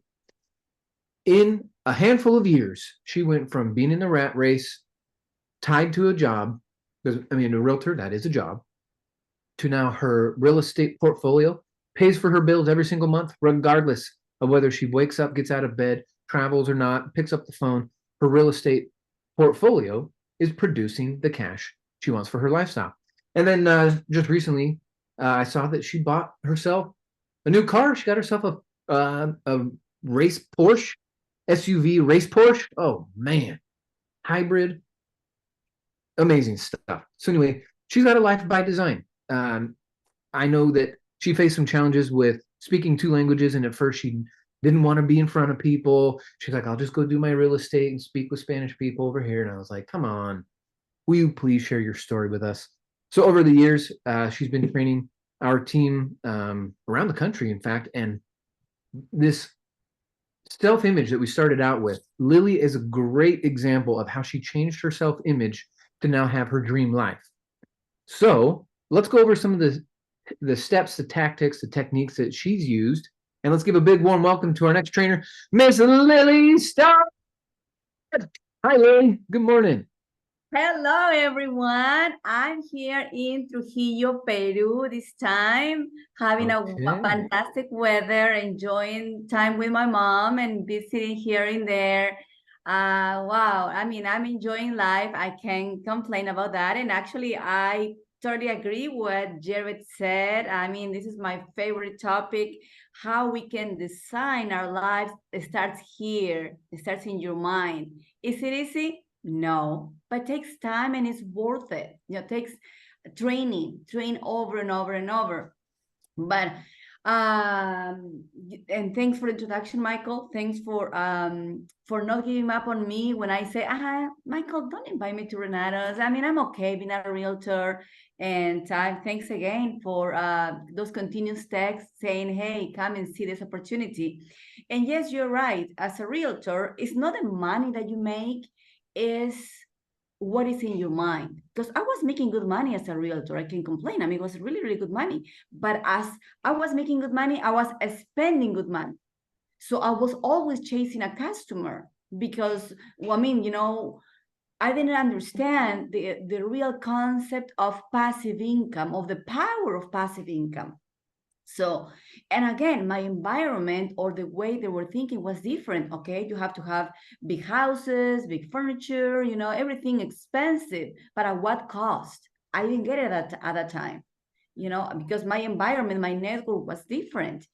And but when I joined Renato's, I realized, you know what, this education will save my life. I kind of knew a little bit about investing in the past, but like all of us, I was afraid. What if it doesn't work?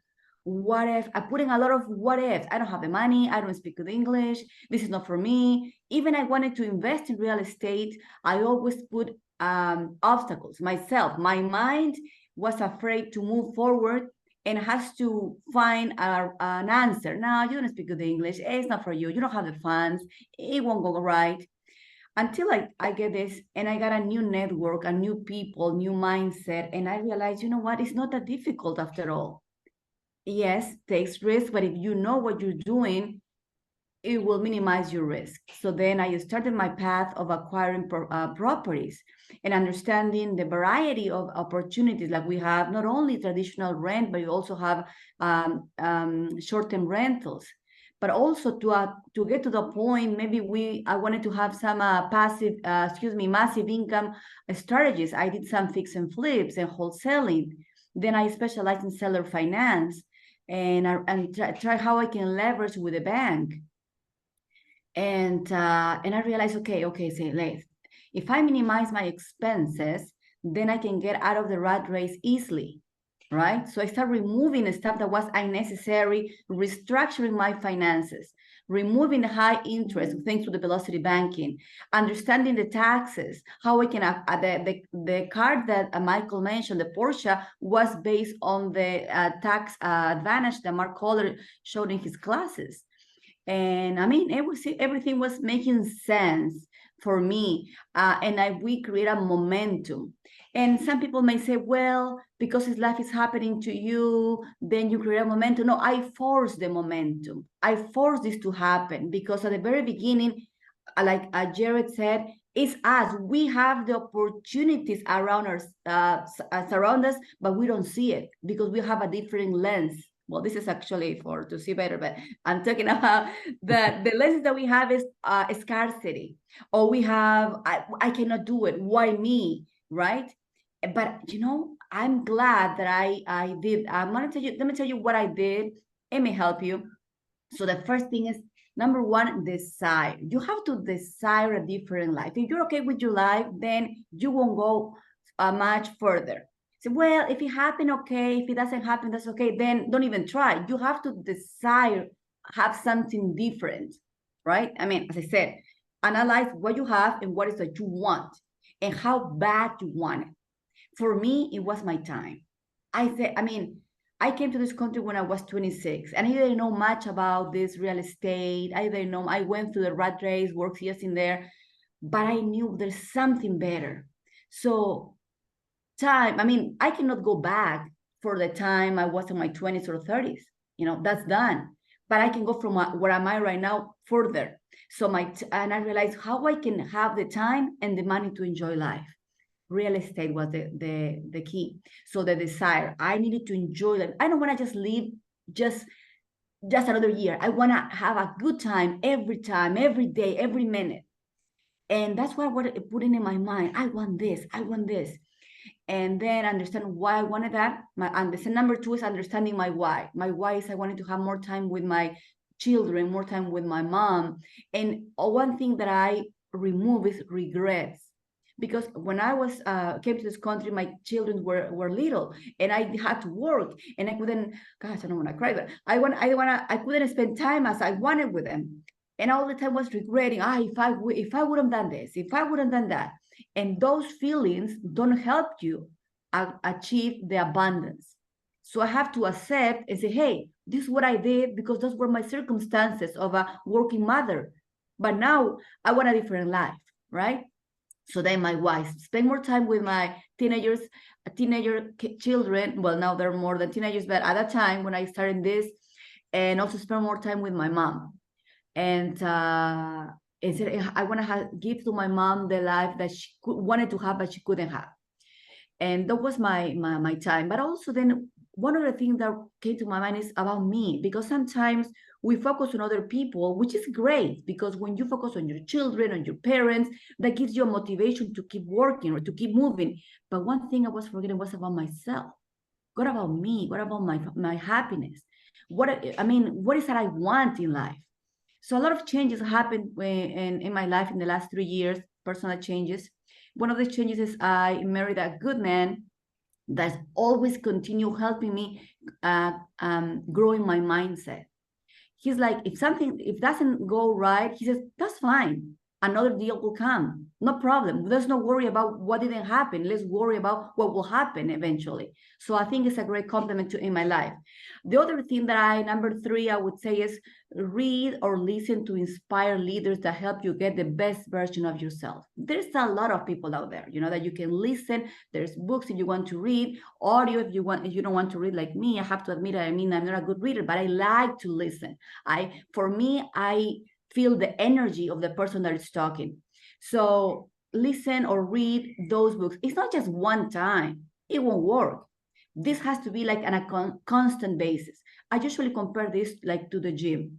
When you go to the gym and you're very excited and you do your work and I have these muscles. But if you don't go the next day or next week, everything will go down. Same thing with your mind. It's not just one time thing. You have to do it all the time. I mean, every day is recommended, but every other day at least, or once or twice a week if you have time. But again, most people say, I don't have time. You don't have time for the best part of your mind. I have to work. Work for who? For someone else's dreams? So, I mean, I'm not trying to be really rude into this, but make sure that put yourself into you, put time into you. Never say I don't have time for you, right? So I usually do in my I do simple things that have big effects. But before I say that, before I go into that, I want to say 2 things real quick. Understand that you are not raising anyone. Don't compare to Michael, Wanda. It's just yourself. Who are you right now and who you can be later, right? That's the best thing, because it happened to me. I was comparing to others and give me anxiety. I'm not getting there. Okay, no. this is me, and I'm gonna work with me compared with myself. Okay, so now the little things that I've been doing are little things, but required consistency and has big effects. And we heard all of this in the past. The thing is, are you doing it? Number one, visualization. For me to visualize, I have to collect data, right? So to collect data, I usually drive to nice neighborhoods, go to this big luxury cars, dealers, talk to other people. So I need to collect data. So when I'm gonna visualize, I know what I want, right? Because if you never experience a good life, how you can see it, right? So collecting the data is very important. I mean, take once a week and go and drive or do something that will make you or go in Google or websites or whatever to collect the data about what you want. Okay, about what you want. I like to travel, as you can see, so I always have checking places, exotic places, websites. I have pictures here and there, collecting data. So when I want to travel, it's not difficult for me just to book a flight, because I already know what I want to be. I already know what I want to experience. So, and the more I say it, the more it comes true. So I have to make my dreams a normal conversation, a typical conversation. I'll tell you an example in a moment. Then I do my affirmations, right? Affirmations, and people say it's repeating, doesn't make sense. No, it makes a lot of sense. But if you affirm something, basically I affirm something that I'm not yet, or I think I'm not, right? So then I can convince my mind that it is. I give the power to my mind. So for instance, and this is an example, my English has not improved much since I started making these Friday calls in the morning. But what is in my mind has changed a lot. I see things differently. Do you realize that the English is the same, but it's how I see it now? So what I'm trying to tell you is, like, when we see, I want to have this 6 properties. I want to have a 6-figure income. I want to have passive income. You have to believe that you're able to get it. Because I mean, why? And when it comes to your mind, obstacles like, well, no, I don't have the funds, I don't have the credit, it won't happen to me. We have to remove it, because before it happens, we have to believe it. And to believe it, we have to we have to cheat our mind. We have to say it, okay? We have to do the affirmations. Whatever comes through your mouth is already in your mind. And whatever you say through your mouth goes back to your mind. So it's a cycle. So be careful what you say. Careful what you just say. And again, there's times where we just get frustrated or disappointed, or we tend to say things that we shouldn't say, but correct yourself. So for instance, one thing that I've been correcting myself, when I'm in a complaining mood, I say, what am I complaining for? I mean, who's helping this complaining? No one. Is affecting me. So when I feel complaining mood, I go to gratitude mood. Thank you for this. I'm grateful for that. You know, just simple things. I'm able to, I can see, I can smell, I can talk, I can feel. You know, little things that people take for granted. So when I feel in that mood, I can ask, this is the life that I want. This is the life that I would like to do, to be. This is the person I would like to be. So then when you start working on your mindset, protect your mindset at all costs. As I said before, if you don't work on your mind, the environment is going to work on your mind. Promise you. If you don't work on your mind and protect it, then suddenly you start like criticizing, complaining, everything is wrong. So you have to start saying, no. I usually say, put a mirror to deflect that energy.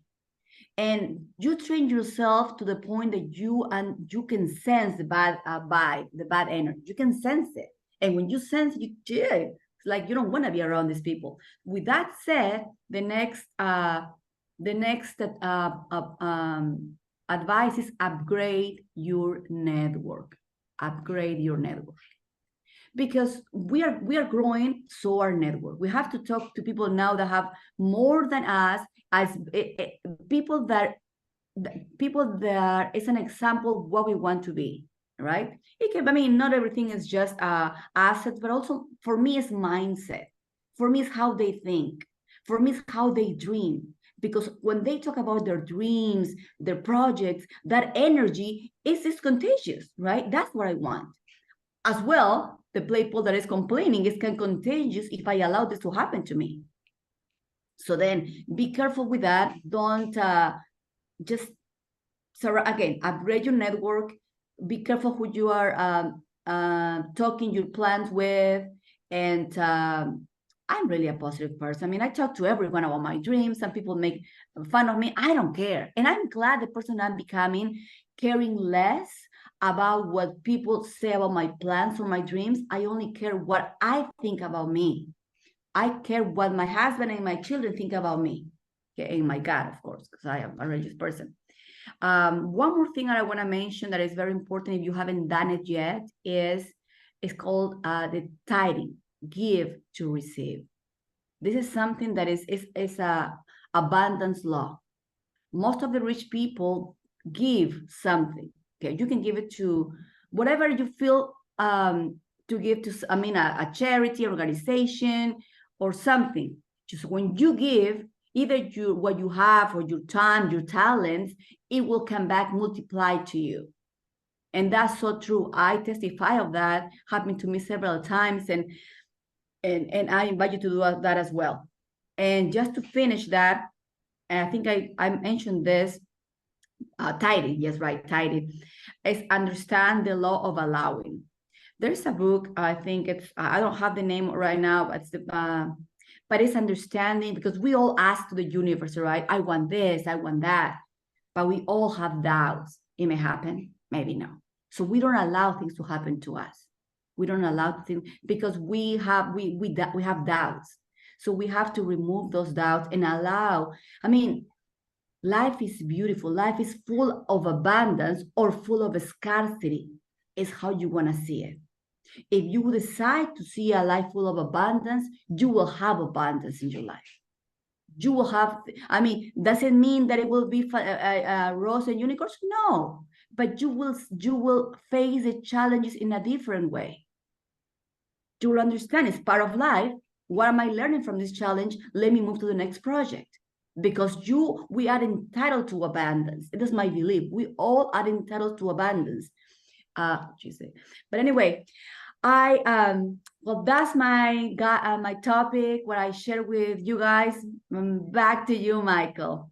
Okay, wonderful. Such fire and energy, enthusiasm, and great layout of the steps to follow. Thank you very much. What was, I know you shared some good details, but I do have a question. What was the thing in your head that you had to get rid of?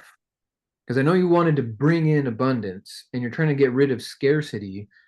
But tell me a little bit more about that process you went through. And you're right. To accept new concepts, we have to let go others, right? We have to let go so in our mind can fit the new concept. It was fear of not fitting.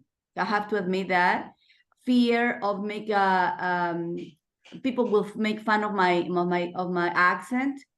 One of the excuses that I had for a long time is, well, listen, people in the United States, they make money because their parents have money. You know, they don't have to worry about sending money to their parents. Oh, that's not my situation. I have to take care of my current family and my parents. So it's not for me. So I have to remove those blocks that just somehow justify my inability to progress. And and one thing I realized is, okay, I have eyes like the millionaires. I have nose, mouth. Well, yeah, they may have some advantage because whatever experience, but I can get there too. You know, I start to believe in myself that I'm capable of doing things. For me, what helped me is I'm a daughter of God, and as such, I can do great things. So that's what been helping me as well. Beautiful. Well said. Thank you so much for your inspiration to our team and our community at large. Folks, if you want to keep receiving training and connect with Lily, she does a training for us once a week inside of our community for members only. And so thank you for taking time every week to do that, Lily, for years now. It's been an amazing investment in us. So thank you for that. And we're rooting for you and your future success. So thank you very much for being here. Thank you for inviting me. Thanks. Bye. Excellent. Okay. And the chat is blowing up. Look at that. Great stuff happening here. I want to welcome all the latecomers. Glad to see those of you who have joined us and are sticking with this amazing day of content, training, insight. There's some good stuff here. Okay, so now everyone take another quick deep breath. Sit up straight.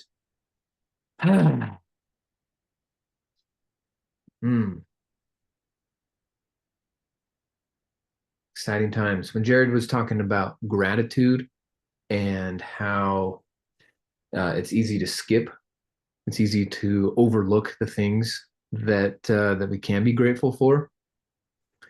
I'm pretty sure, 99% sure, that every one of you today, when you went to your kitchen or your bathroom and you turned on this thing called a faucet, some clean filtered water came out. How many of you in that moment thought about the grandness of such a thing to have clean, filtered, usable water brought to your fingertips? Do you realize humanity has been struggling for tens of thousands or 100,000 years to get clean water?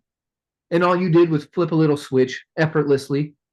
Whereas, you know, generations before, you drank a little bit of bad water, you died. Man. And here we are, just turning on faucets, so easy. Something as simple as just your bathroom faucet. So much gratitude. Oh my goodness. So anyway, like Lily said, nothing to complain about. We are in such a world of abundance. And I love that we're in a community where abundance is such the norm that we want to bring more people into this community. Love it. Love it, love it, love it. Okay. So we're going to transition to our next trainer. And I believe Judy is in Utah today, but again, she travels a ton too. Sometimes she's over in Africa. I got to hang out with her in Mexico earlier this year. We had such a fun time. And when I first met her, she was so focused on her business. She's a hairstylist. She does importing and exporting. She was so focused, but she was working 20 hours a day. She had no free time. She didn't really have a life. And her husband was working full-time crazy hours too. And so when I said, hey, come do real estate with us, she was like, nah, not for me. I'm busy. But for years, we kept just following up. What about now? What about now? Until a few years ago, she came to one of our workshops and she went, I've been here before.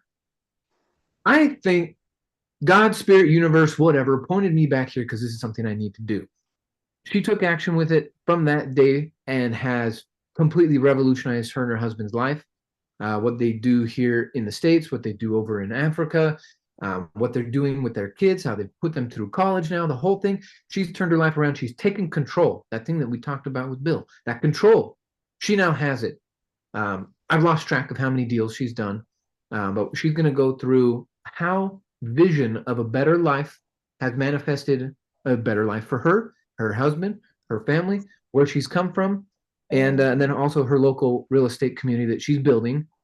And I'm super inspired by what she's done, how she has invested in herself, in her family, in her community, and turned her life around. So let's dive into how she's done it and give a big warm welcome to Miss Judy Kasue.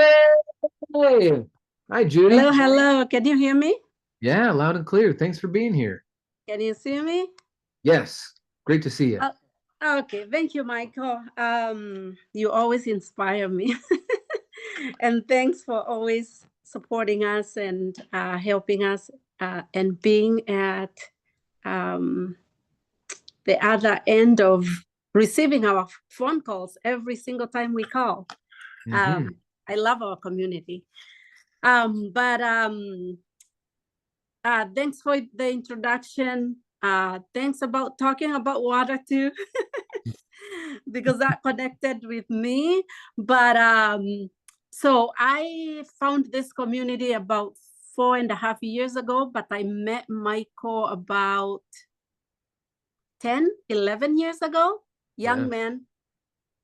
And I never forgot him because of how much wisdom you had.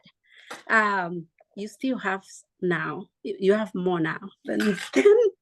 But anyways, so when I joined this, actually before that, I'm from Kenya. And for the ones who don't know where Kenya is the border of Texas, a little bit there. So, but I come from Kenya, and my husband comes from Kenya too, and I'm a beautician by trade. My husband is an RN by trade until 2 years ago, thanks to real estate. But we actually don't have that much of good real estate if you're poor or middle class. We have thatched roofs, but we are very happy with whatever we had. It's not as stressful as United States, doing 10 million things at the same time. But 4.5 years ago, I found this community, and it was very interesting, very interesting. So I had to, first thing, have the desire to actually want to unlearn what I had learned. That was my first thing. So because business world is very lonely, extremely lonely, and you feel alone all the time. I needed a tribe for myself, just like back home. And being a mom, it's very hard. When Michael came and talks to me, I'm like, I am doing 10 million things. I cannot do anything else, taking care of 3 kids, paying for their private school. It was so difficult. So I relate with Lily, being a foreigner, being a woman, being a mom. It is tough to do something extra, but always women look forward to having better for their families. Always. Women, I think, have more vision and better vision than the guys sometimes, because we are looking at the whole village, at the whole tribe, than just looking for ourselves. So for me, it was that desire to do better, but my biggest desire was to get my husband to leave his job. How could I get him to retire from his job? He was working day in, day out, like COVID time, 100 hours plus a week. That's what most people work, 3 weeks. He was working. He would come home at 7, 8 o'clock at night, and he has to turn around to leave at 10 o'clock. So I needed to stop that. He was not going to stop it. I had to stop it. So I had to do something different. And I found this community. And so the next thing I had to do is decide whether I'm going to do it with or without him. Because before I had talked to him, and he said, no, we can't look at something else. So I just kept checking in. He was not ready. So I waited until he was out of the country. And that's the time I decided to do it. So I'm like, by the time he comes in 6 weeks, I will have already made the decision and made a routine so he cannot say no. So when he shows up, I'm like, this is what I did. And he's like, how much was it? And I said, it's don't worry about it. Just, you can say you're in or out, because I'm kind of gonna do with or without you. So that's how it went. But the next thing, which I'm glad, because he joined me and we started, going to trainings. I was doing more trainings than him, but I had to figure out time, because I was already working 67 hours a week. He was working 80 to 100 hours a week. Time for us, there was no time left unless we did not sleep. So I had to decide how many hours I was going to put in. And if he joins me, how many hours was he going to put in? So I committed 5 hours a week. So I'm like, I can find an hour a day, because Saturdays, like today, it's very busy at the salon. So it's very hard to get out on Saturday. So I'm like, I'll commit Monday through Friday, you know, even if it's 30 minutes in the morning and 30 minutes in the evening, then I can figure out an hour a day to better myself. And that's the route I took. So I was able to do at least 5 to 7 every single week and invest in myself. Back where I come from, a lot of women don't invest in themselves because we rely on our husbands to be the breadwinners, even though now it's changed. But I wanted to change that for my children since I have 2 girls and a boy. So I wanted my girls to see that I'm an example to them and they can do things for themselves without relying on a man to help them out. So they can be their own full 100% person before they meet this other person. And if things don't work out, they can be on their own and have their own education. So that's what I wanted for myself. And also being in a salon, I've seen a lot of women lose their husbands, or their husbands are in a wheelchair and they lose everything because the women did not have the knowledge or the know-how to be able to take care of their family. So their lifestyle completely changes. The third thing I did was to learn. I had to learn. On top of unlearning, which was very hard, I had to figure out this system. And it's so comprehensive. I am so happy for my education. I tap into it so much every single day. I'm like, it felt like when you have a toolbox or tool belt and your tool belt has only one tool. So like, assume you have a screwdriver in your tool belt. You cannot use your screwdriver for everything that you need to do. You can be resourceful, like our training teaches us, but you can't do everything with a screwdriver. So it was so helpful for me to start adding to my tool belt. And the good part with this community, or my community, my tribe, is if I did not have a certain tool, I could borrow that tool from somebody else before I get mine. So that was very crucial for me, that I could be able to do that. So learning, applying, like somebody said earlier, I was an information junkie before. So I learned how to learn and apply, learn and apply, learn, apply, learn and apply, and take action. Take action, because without action, you're not going anywhere. So that was huge for me.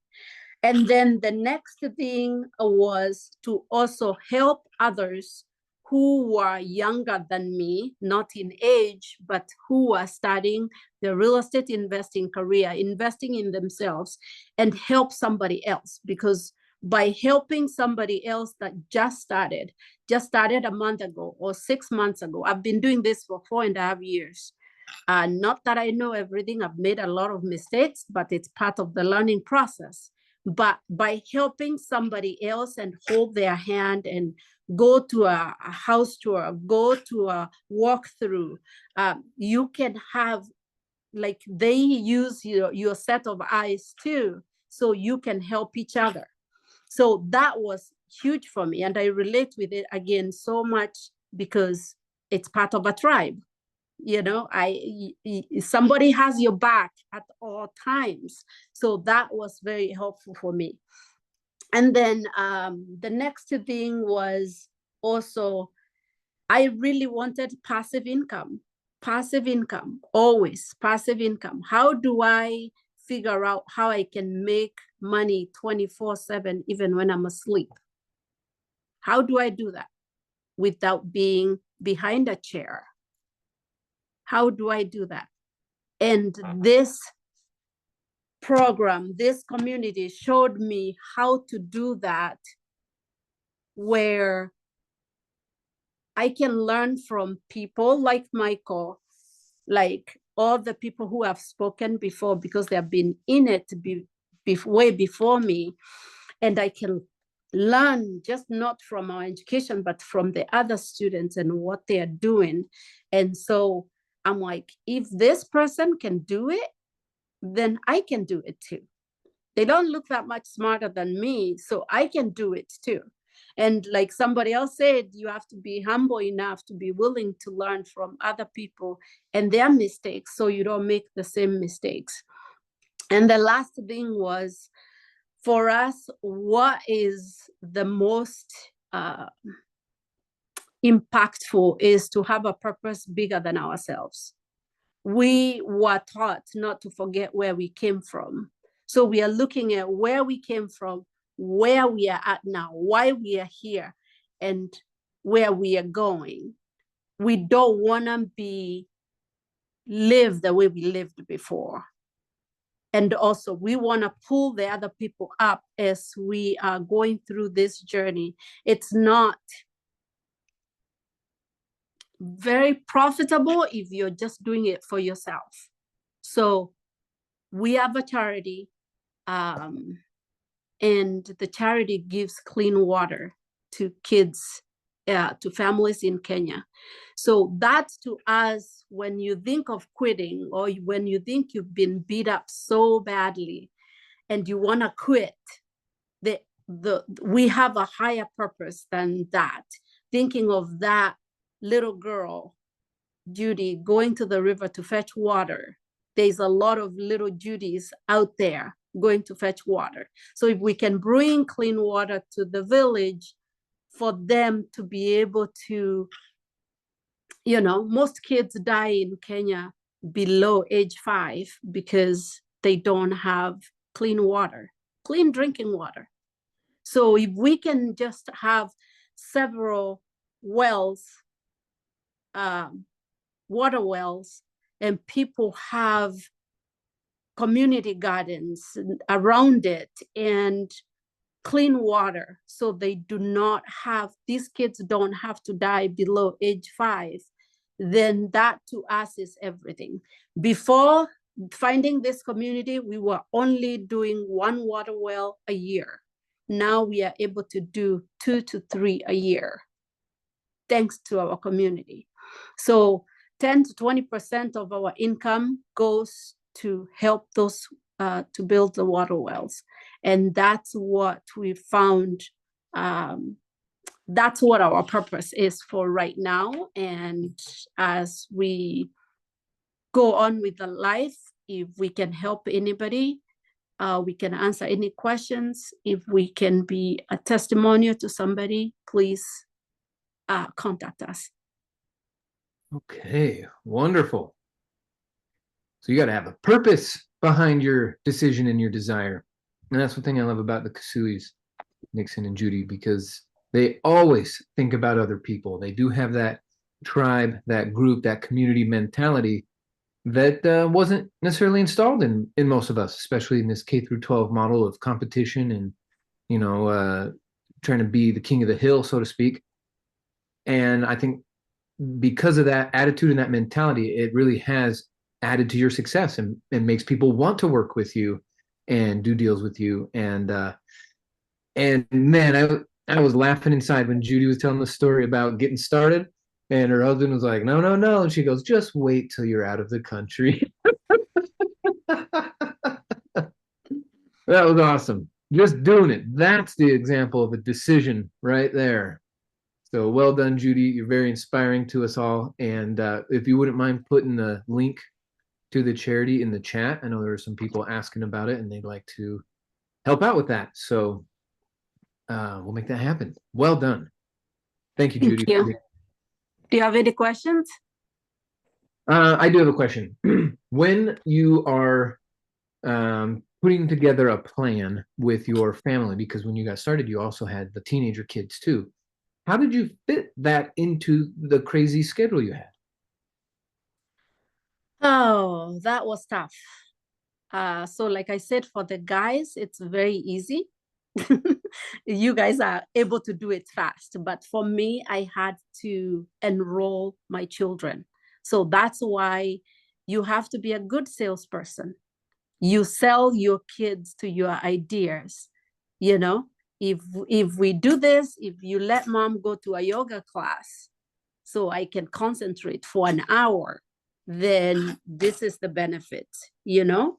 So all our kids by now have the education through Renatus. So yes, so they had also, instead of me just listening to the classes on my phone, I plugged it on the TV. So if they can listen too. So they're listening out and stuff like that. And they're like, Mom is taking this serious. So that's, we had to recruit them. We had to recruit them. Sometimes it wasn't working. Sometimes it was working, but it worked. Awesome. What a great example. So folks, if you're talking to someone and they're like, my spouse won't let me, you smile and you say, let me tell you about Judy. Okay. Because I know for a fact that Nixon is super grateful that Judy did that, even though he didn't want her to in the moment, the new life that they have because of it. And so, quite often we get that. The spouse is like, I'm not sure. Remember Judy's story, remember the results, remember what we're after and trying to help people move through the fear. And some people will tell you, I'm busy. I got a job and career and kids. I'm busy. You're like, let me tell you about Judy.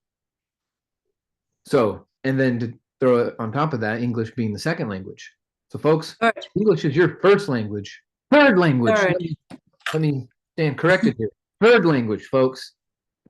If English is your first language, no excuses, no complaining, no blaming. If it's hard, do it hard. If it's easy, then do it easy. Well, regardless, doing it.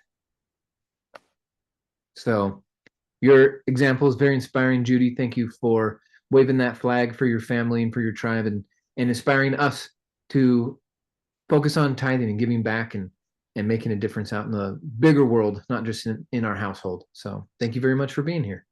Thank you so much. Appreciate it. Yeah, okay. Man, we are flying through this stuff. I hope you guys are taking notes. I know some of you have already filled up a whole page, and those of you contributing in the chat, the gold nuggets that you're getting and things like that, very helpful as we're going about this. So thank you all. Now what we're going to do is we're going to head over to the desert. We're going to the desert. We're wondering how on earth this city even exists, yet there it is. Mr. Michael Huntsman lives in Las Vegas, and he has revolutionized his life. Now, when I say revolutionize, I don't play with that word. I am talking about what it literally means. It's a turnaround, a revolve. He said no to the old life. Getting stomped on, getting blamed for problems at work.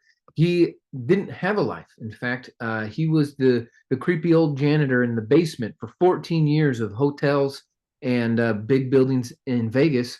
I have this old image in my head of him, limping through because he's got some work-related injuries in the basement, just drips falling, and he's down there doing plumbing, and what a mess. And doing it at night, not having a life. So then where someone says, well, hey, man, why don't you wake up, take control, and do some real estate? Man, he was so full of excuses, but I don't have the time. I don't have the schedule. I don't have any experience. I don't have any money. What are you talking about? How can I? But luckily, he stayed coachable. He stayed open. And as the ideas that Renatus teaches went in, something changed. Something snapped in his brain, and he said, "You know what? Never again am I going to live an old life." And he said goodbye to it and started stepping into this new life to where now he's done over 100 deals. He got to showcase. We did a deal tour about 3 weeks ago. He showed us a deal where he made $163,000. Now he was barely making, 40, 50 grand.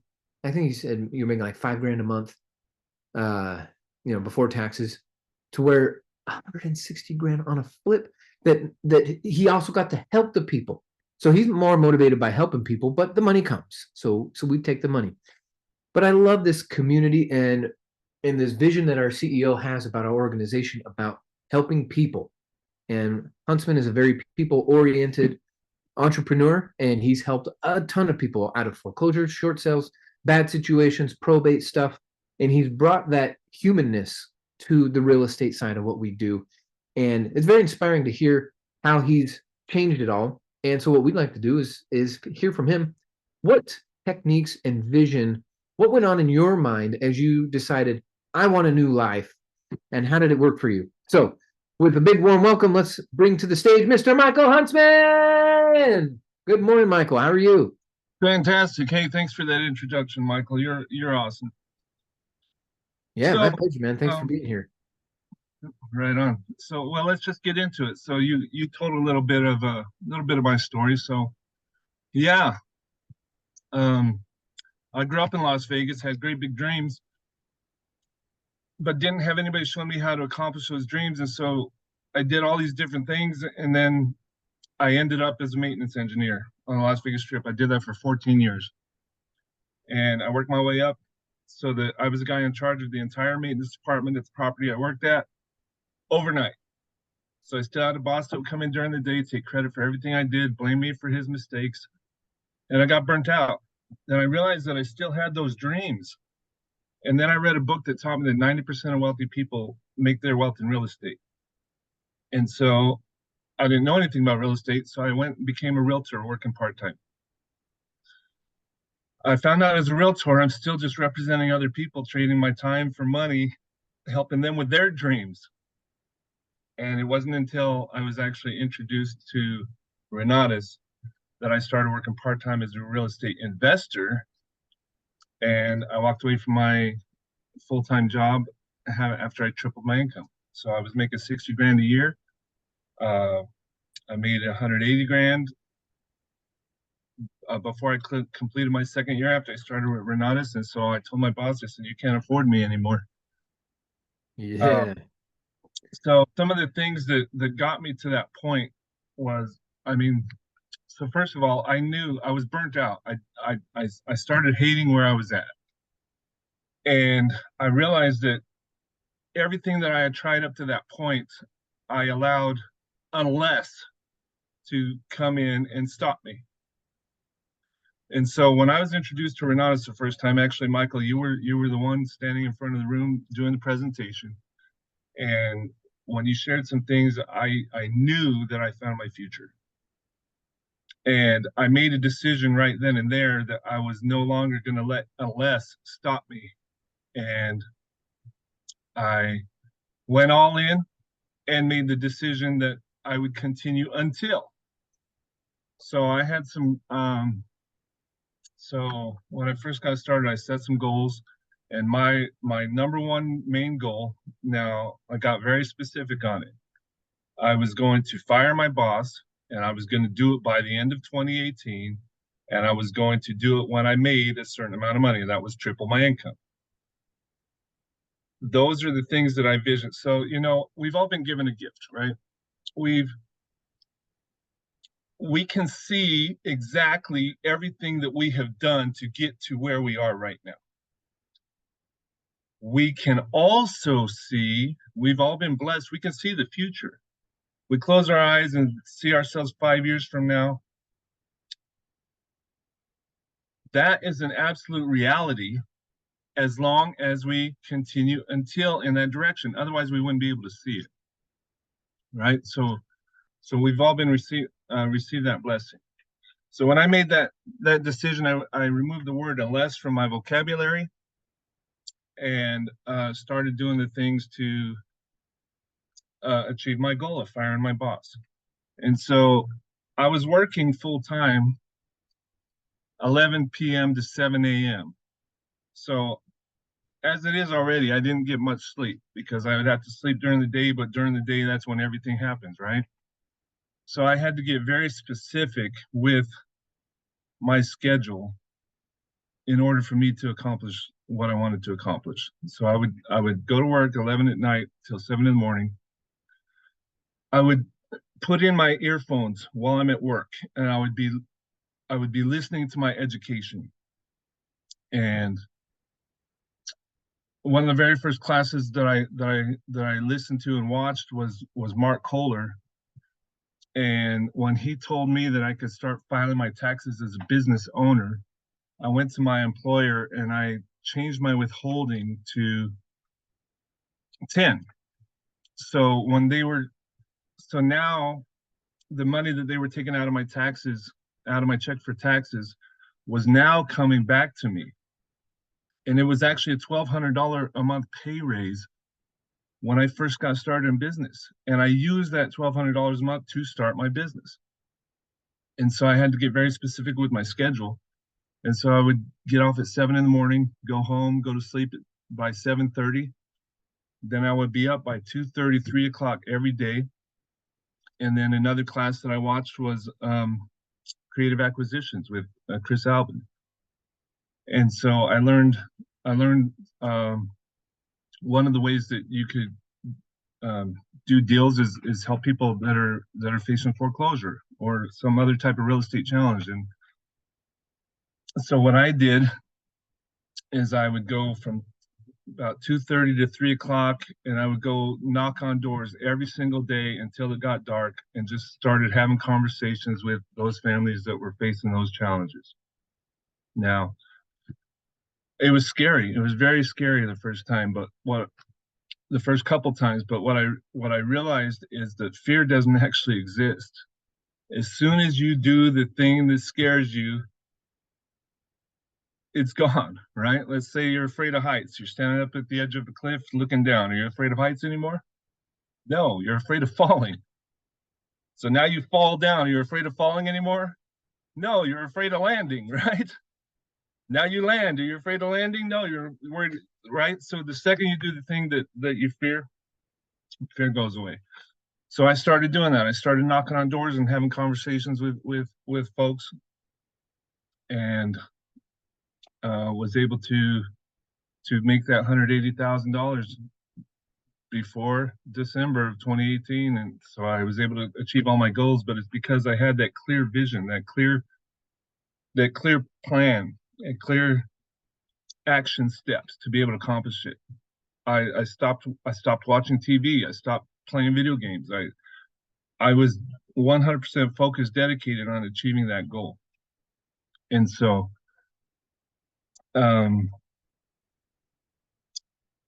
that's it. Just continue until. Set that goal and continue until. Don't let unless get in the way. Way cool. So the idea of cutting things out to make this fit. You know, most people here on the calls and people looking at our company and are involved in our company have a traditional 9 to 5 or 7 to 3 kind of thing. But you had to use your sleeping hours to go knock on doors. So folks, some of you are like, oh, this is so hard. But would you really get up at 2 a.m. to go knock on doors? Because 2 p.m. is Michael's 2 a.m. in his old life. Right? So some of you think about it, but you haven't connected the desire and willingness to get up at 2 a.m. to go knock on doors for an hour. The equivalent of 2 a.m. Success is coming to me at an inconvenient time. Don't be that person. Great. So Huntsman, as you were designing your life, you got the boss who's nagging at you. You got 14 years of working in the janitorial systems. Had nothing to do with real estate and business, right? They're two totally different worlds. So Do you have a vision board? Was there like an image you were holding up physically or just in your mind? What were you doing to transition? So in the beginning, I didn't have a vision board, but I just had that burning desire to be able to sleep during the day, basically. Right. And so I just kept that focused, and I got, there were times I would get discouraged. Knocking doors is it's a tough way. I mean, it's still my bread and butter now, because I got over the fear and I got good at it. Right. But you can't let those, like, I'm gonna knock on doors unless somebody slams the door in my face. Oh, No, I'm gonna knock on doors until somebody lets me have a conversation with them and we could talk about saving their property, or getting them some money out of losing their property. so folks, are you hearing the difference between unless and until? That was the major difference for Huntsman that got him his time and financial freedom. Unless versus until. It's not semantics, it's lifestyle difference. And now he's an international investor as well. Tell us a little bit about what you're doing out of the country. Yeah, actually, so my original goal that I had was to fire my boss. So I fired my boss. Okay, now what do I do? Well, okay, now I'm a full-time real estate investor. That was my goal. I achieved my goal. So what's next? Right? So we actually own 10 acres of beachfront property in the Philippines. We got a little cottage on there right now, but our goal is to actually build a resort there. And we have some other rental properties there in the Philippines and different islands, but the major goal, the next until we build that beach resort. A beach resort in the Philippines. Because you believe it can be done, it will be done. Absolutely. That is awesome, man. Good for you. And one fun thing, I like talking to Huntsman's wife about pigs and farming, because some of you don't know, but I'm completely new to this idea of livestock and raising animals and growing your own food. But his wife's been doing it for a while. They got some pigs and stuff. So we've been talking about pigs, and you'll start to see that the connections around life and responsibility and achievement, they blend into all areas, not just money. So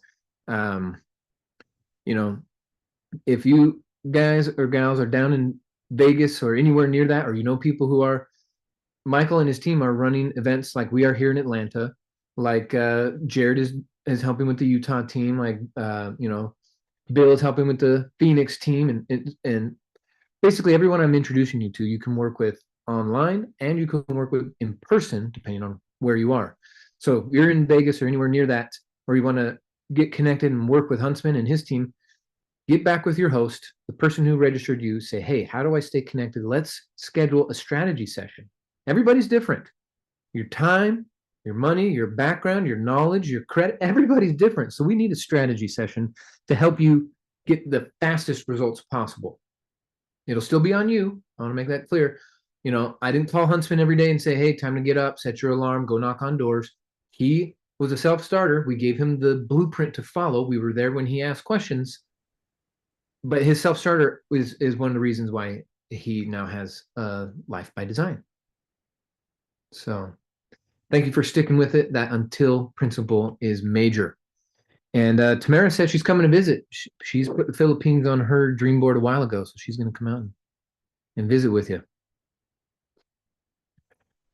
Excellent. Whew, man, this day just keeps getting better. We got a couple more trainers, and then we're just going to kind of dissolve, what's the word I'm looking for? Distill. We're going to distill down today's lessons into a couple key items, and then we'll imprint it on our being, not just as an idea, but as a way of being. Excellent. Okay, now we're going to travel up to the the hills of Idaho. The hills of Idaho. Can you believe that there are real estate millionaires in the hills of Idaho? And we get to hear from Dane here now. And one thing I love about Mr. Dane Clark is his willingness to get out of his comfort zone. And that's something that's throughout the day here, is this comfort zone thing is the death zone. And outside the comfort zone is where you're alive. And Dane had a very small comfort zone when he first got started. You know, milking cows, playing on your phone. That was his comfort zone. But as life happens to all of us, you get forced into these different situations. And before he knew it, he was married, baby on the way, living in a basement. And he was like, I don't think life is supposed to be like this. And a friend of his said, hey, why don't you get into real estate? And he goes, how on earth am I going to do real estate? I'm living in a basement. I just got married. I got a baby on the way. I make $9 an hour. How on earth are you proposing I do real estate?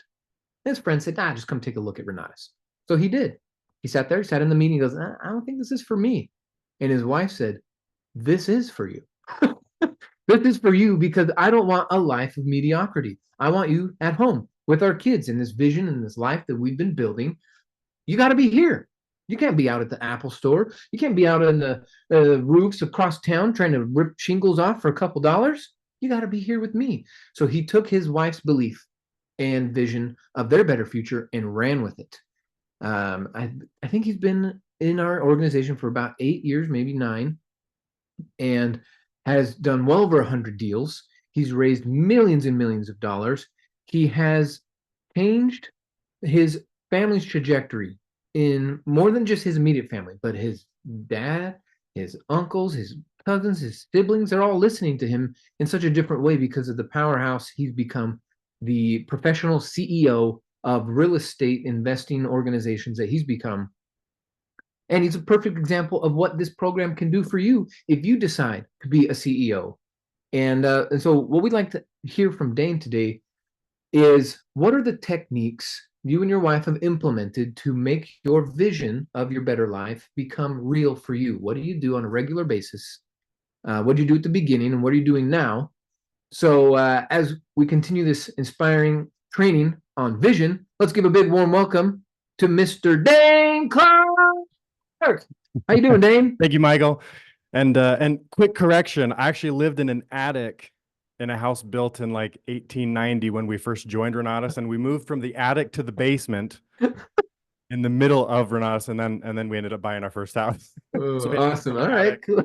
But you know what though? Attics built in the 1800s, people must have not been as tall because the doors were this high. I had to duck just to get into my bedroom or my bathroom every day. But but yeah, you know, I had an interesting realization recently, and I really wanted to share, and mostly because I discovered some inefficiency in my journey, and a little bit of incongruency even in the mindset.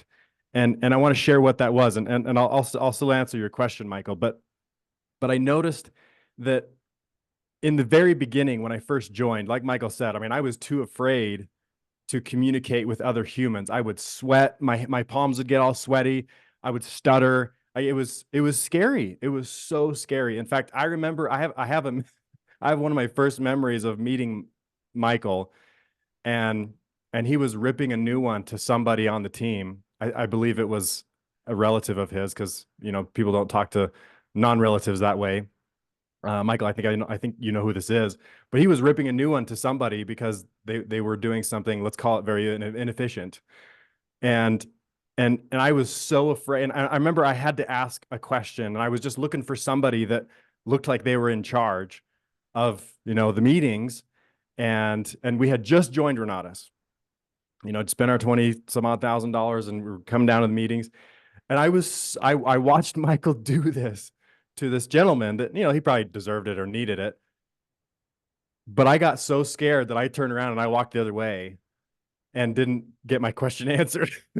I've never told you that, Michael, but that was the first time I met him. Nice. I mean, communicating with fellow humans was so difficult in the beginning, especially because, I mean, you don't talk to people the same way you talk to cows. It doesn't transfer very well. But here was the incongruency. I remember coming to some of the original meetings, and they would say, you know, especially people like Michael, they would say things like, you were destined to do things. You know that you were meant to be more. You were meant to create. You were meant. But then I would go and either listen to things or even start believing in myself that I had to change me. I had to become a different person. I had to improve and learn new things. And I'm looking back on that today, and I'm realizing that was not very efficient, because I look in the mirror, and anybody here on the call that has ever done anything that you thought was impossible, when you look in the mirror, you're still you. You are still who you are. You're still the same person. And so I found that incongruency of like, I'm destined to do these things, but I need to change who I am. And I need to become someone else or something else. And that's not very efficient. That's not a very efficient thing to think. Obviously, it still worked. I broke through, and like Michael said, I mean, we've done hundreds of real estate deals, raised tens of millions of dollars, approaching that $100 million mark of money raised and put to work. So obviously it worked, but it wasn't very efficient. And what I mean by that is, what, like, you tell me if you see the difference here. But what's the difference between believing that you need to change and be someone else or be something else or become greater than you are today, and believing that you were destined the entire time to become and perform greatness for you and everybody around you? And as you do it, all you're doing is fulfilling that destiny. Every time you learn something new, you were always destined to become greater. And so all the skills and all the progress and the creating and the changing, if you will, you're not changing who you are. Because again, I mean, you still feel like you, don't you? You still feel like you after you've climbed that big mountain. You still feel like you after you've achieved that big goal or bought that new car or house or whatever, that dream vacation. You still feel like you, especially when you look in the mirror. But the difference is understanding who you are and who you were all along. And if you realize that literally everything you've done, you were destined to do, and everything that you are about to do or going to do in the future, you were destined and you are destined to do that. You show up differently, I'm noticing, right? Ever since I've had this mental discovery, if you will, I notice that I show up in the world differently, because I literally believe that I'm fulfilling that destiny of achieving greatness for me and every single person that enters my life, friend, family, foe, even enemy, who cares? I am making every single person's life better that enters my life or steps into my life. And so remember that you were always destined for greatness. You were literally designed for it. You were designed. I mean, you look at the history of mankind and you look at the greatness and I should even say that arguably before mankind was, it was destiny. It was supposed to be always. And so anyway, I wanted to share that incongruency. And I feel like, honestly, had I had that mindset that wasting time thinking that I needed to change who I was, I probably would have done things more efficiently. I probably would have done whatever I've been able to accomplish in, I don't know, half the time, 75% of the time, whatever it was, it would have been more efficient. I can guarantee that. And so realize that literally, because of the roots of where you came from, it is your destiny. So fulfill it.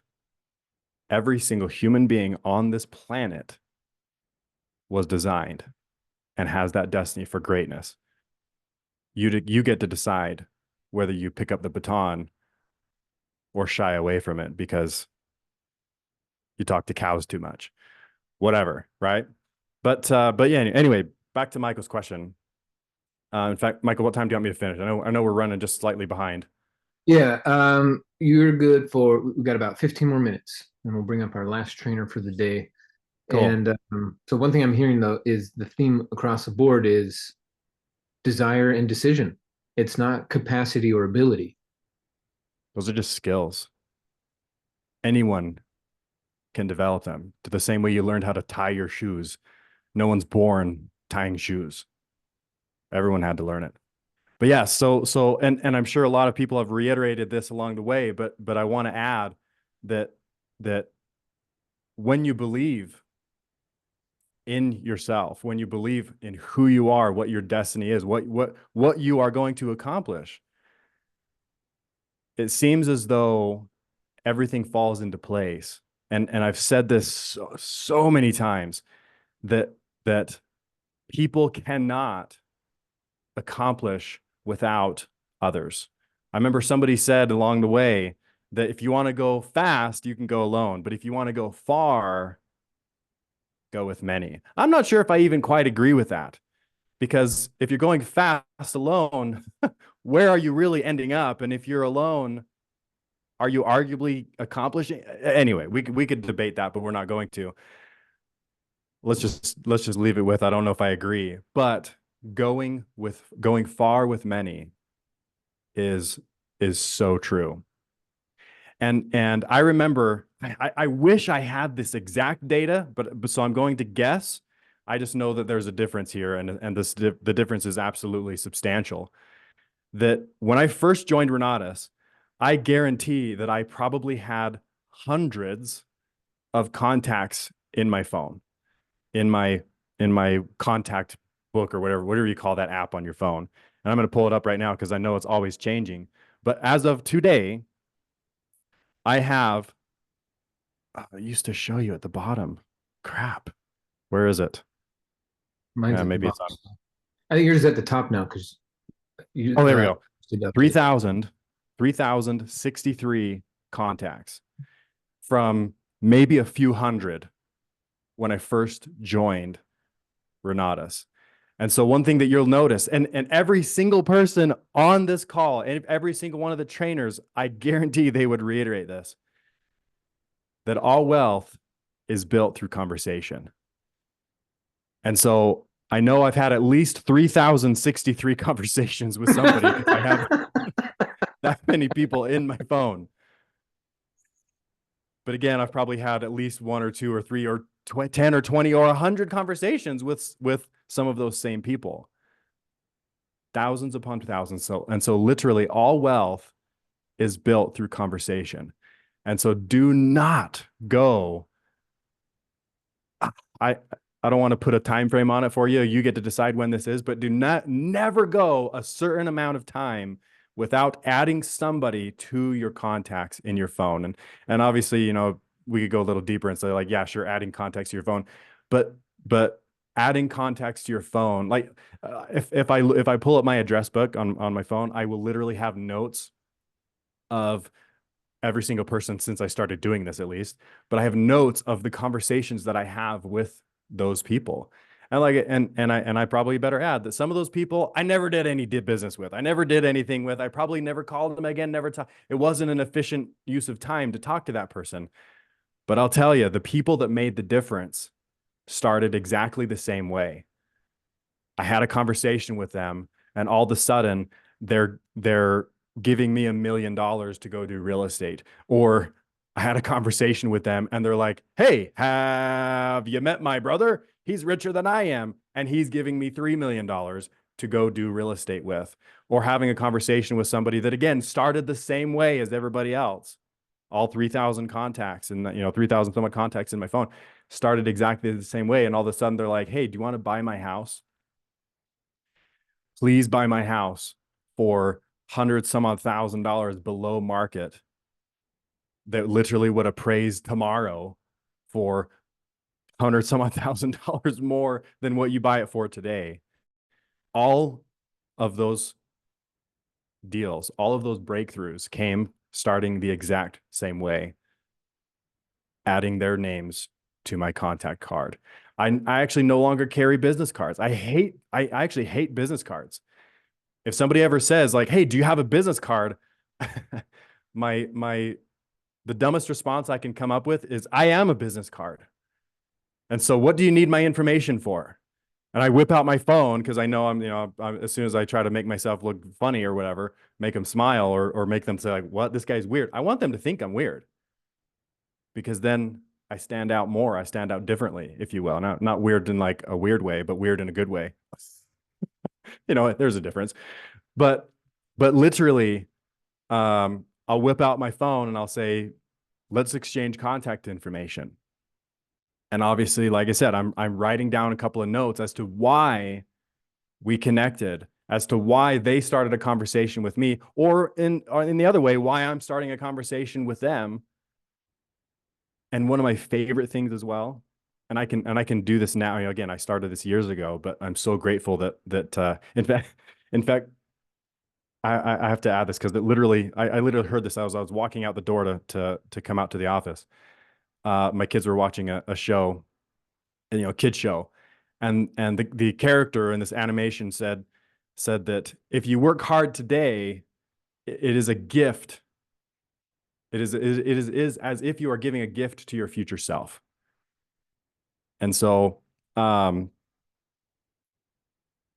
so grateful that I did this I've been doing this for years. I can go back to every single person in my contacts from a certain point to today, and I can tell you why we connected, what we connected about, what we were talking about, and if it was a referral, who connected us. So I could go in and like search Michael's name, for example. I could search Michael Huggins, and there would be a whole bunch of people that Michael connected me to that person. And so I can trace, if you will, down the line. And it is crazy to go back and look at some of the real estate deals that we've done or some of the transactions that we've done and say, "Oh, that person in my phone book connected me to this person.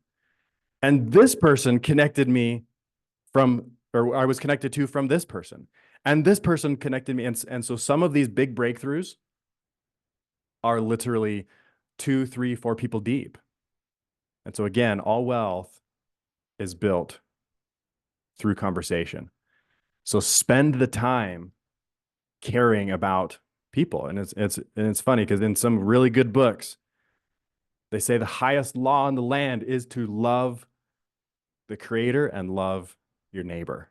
And honestly, that's how I look at it, is all you're doing every single day is loving your neighbor, loving the person that shows up in your life, and in fact, I bet you there's people on this call that were part of this story, but literally walking into the tire store saying, "I need new tires." And they started talking to that person, and all of a sudden we're buying a house subject to the existing mortgage, hundreds of thousands of dollars below market, just because they opened their mouth and had a conversation with somebody ringing, wasn't even selling them tires, just ringing them up for tires for their vehicle and talking about real estate. And they're like, "Oh my gosh, I've got this house that my deadbeat daughter and her idiot boyfriend are living in, and they're hoarders, and their cats are pooping on the carpet all over, and terrible situation. Will you please buy my house?" And like I say, all of those stories started the same way. A simple conversation. And you never know where they're going to end up. And you never know when. You never know when they're going to end up.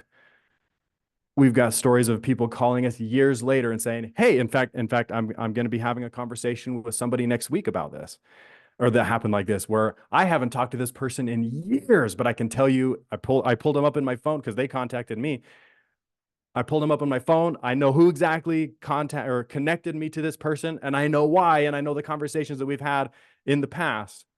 And this person is like, "You left an impact on me, and I want to talk. I've got some questions on what you're doing." And that was years ago that literally probably like 2017 or 18 maybe. And I haven't talked to this person since. But like I say, when you have a conversation and you treat every single person as though you've been friends for life, you leave an impact on them. And you show them that you care about them. What's that saying? People don't care how much you know until they know how much you care. Mhm. Spot on. And so remember that you were destined for greatness always. And here's a funny thing about this is what like the highest destiny you can think of that you can even fathom for yourself, you are probably destined for even greater things than that. But you'll notice that as soon as you achieve whatever it is that you set out to do, the goalpost moves again. You can fathom more. You can fathom greater things. And you will continue down that road of always increasing that destiny that you feel that you're capable of doing. And the coolest thing about that is the best is yet to come. You have no idea where you're going. You have no idea what you will end up accomplishing. And I think again, we're designed to do this because humans are one-track mind. We're better when we're doing this and focusing than seeing the end from the beginning all at once. Yeah, we need to learn that. But remember that destiny and literally all wealth, all cool stories that you've ever heard from anyone started as a conversation with someone. So that definitely hits the nail on the head because I remember working in my Jiffy Lube jobs, and a couple of my first sales were from people who just came in with their car and they're complaining about their house or their bill or something. And I was like, well, wait a minute. I know real estate stuff a little bit. I'm still new. And they turned out to be deals. So yeah, always being ready. Now, as far as your vision, because your background to where you are now is night and day difference. So what did you do on a daily or weekly basis, either by yourself or with your wife, to bring those visions to reality? I think one of the things, if you are married, one of the things that was a big difference that comes to mind first is that you need to have your vision and your spouse needs to have theirs. And it's so interesting. I think one of the biggest things that ended up happening for my wife and myself was that I had my vision of things that I wanted to do or learn, or again, I don't want to say become, but build the skills in order to achieve an outcome. And my wife wanted hers. And one of the most tender moments in my life that I remember was when my wife came to me and said, "Hey, I noticed that this thing was on your vision board. And I've actually started wondering or even praying, how can I assist you in that thing?" And all of a sudden, my goals, even though they are mine and selfishly so, that's by design, because we're all living our own lives. Even if you are married, we are all living our own lives. And she cared about what I was after. And it was interesting because I have to admit, she was the first, just like my wife was like, "No, we're doing this Renata's thing. We're getting involved." She was the pioneer, if you will, that started that mentality within our household.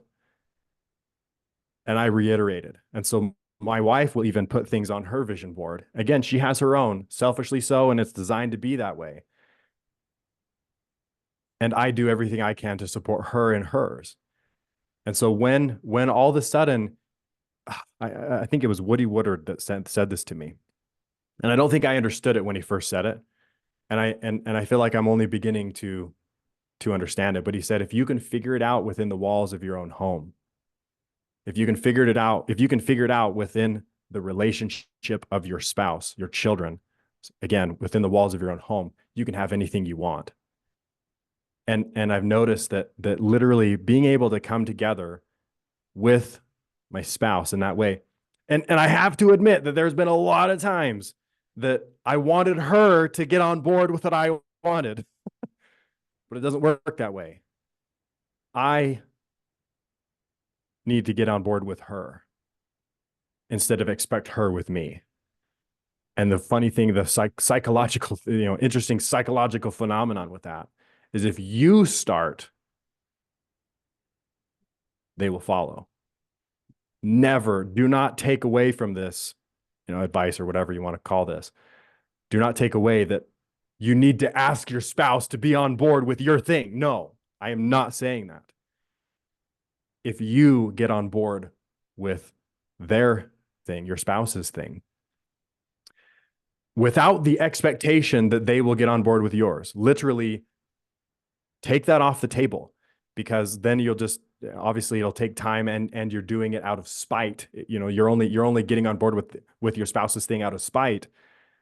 Eventually things will get better. Eventually you come together so close that the natural phenomenon of achieving goals as a household, if you will, and we won't get into adding your kids into this, but imagine what happens when you add your kids into this. When everyone is on the same page, when everyone wants the same things within the walls of your own home, oh my goodness, the power that comes from that synergy. And so I forgot even what Michael's question was, but I hope that I guess what I'm hearing is you're making the vision board obvious to your whole family. You're not just putting it in your closet or in your medicine cabinet. Like, you're making it obvious to the family, so it becomes the conversation, and kind of like what Judy said too about enrolling her whole family in this thing, and not necessarily expecting them, but working kind of like a salesperson. It's like a pitch to your family. We're going to do this new thing, this new way. And yeah, in fact, to Woody's point, one of the things I feel I've discovered is if you can sell something to your spouse, you can sell anything. And when I say sell something, I mean like sell an idea, not force, not use manipulative tactics, not like literally. If you can sell an idea to your spouse and they can jump on board full on just as you do, you can sell anything. Nice. And so again, back to that, like, I feel like I'm beginning to understand the surface of what Woody was saying, that you figure it out within the walls of your own home. You can figure it out anywhere. You can sell something to your children. Oh, you can sell anything. Again, without iron fist, without forcing, without any of that. If you can literally implant an idea into that little human's brain where it's just as much their idea and they're excited about it, you can sell anything. And you can have anything. So when you got into this new journey in this new world that you're in now, did you stop watching TV? Yeah. Did you stop playing video games? I never played them anyway, but yes. Okay. We'll say yes. You don't, yeah. Okay. So part of the thing and what we're picking up, folks, is you either start doing what wealthy people do, or you stop doing what poor people do. Take your pick. Right. Oh, exciting. And I know you're just scratching the surface of your story and the content you want to share. But you know what, folks? We're out of time with Dane. Thank you for being here, Dane. Thank you for your wisdom, your willingness to always share, be vulnerable, and open up your own personal life as examples for us. And with what you've been able to do in that short time, it, I know, has inspired a lot of people. And so, folks, if you want to hear from Dane on a regular basis, get your questions answered, set up your strategy session with your host. Say, I want some time. I want to get clear. I want that system, or maybe I want Judy's, or maybe I want Umair's, whoever it is. It's on you. We're opening the door, but you got to walk through. So get a strategy session scheduled with your host or with me. If you don't know who your host is, I'm happy to help you with that. And maybe next year we can feature you on our 2025 Vision Quest. So thank you, Dane, for being here. Appreciate you. And we look forward to seeing you next year. Awesome. Doug's asking me to repeat the phrase. All right, Doug, you can so to change your life, you can either start doing what rich people do, or you can stop doing what poor people do. Take your pick.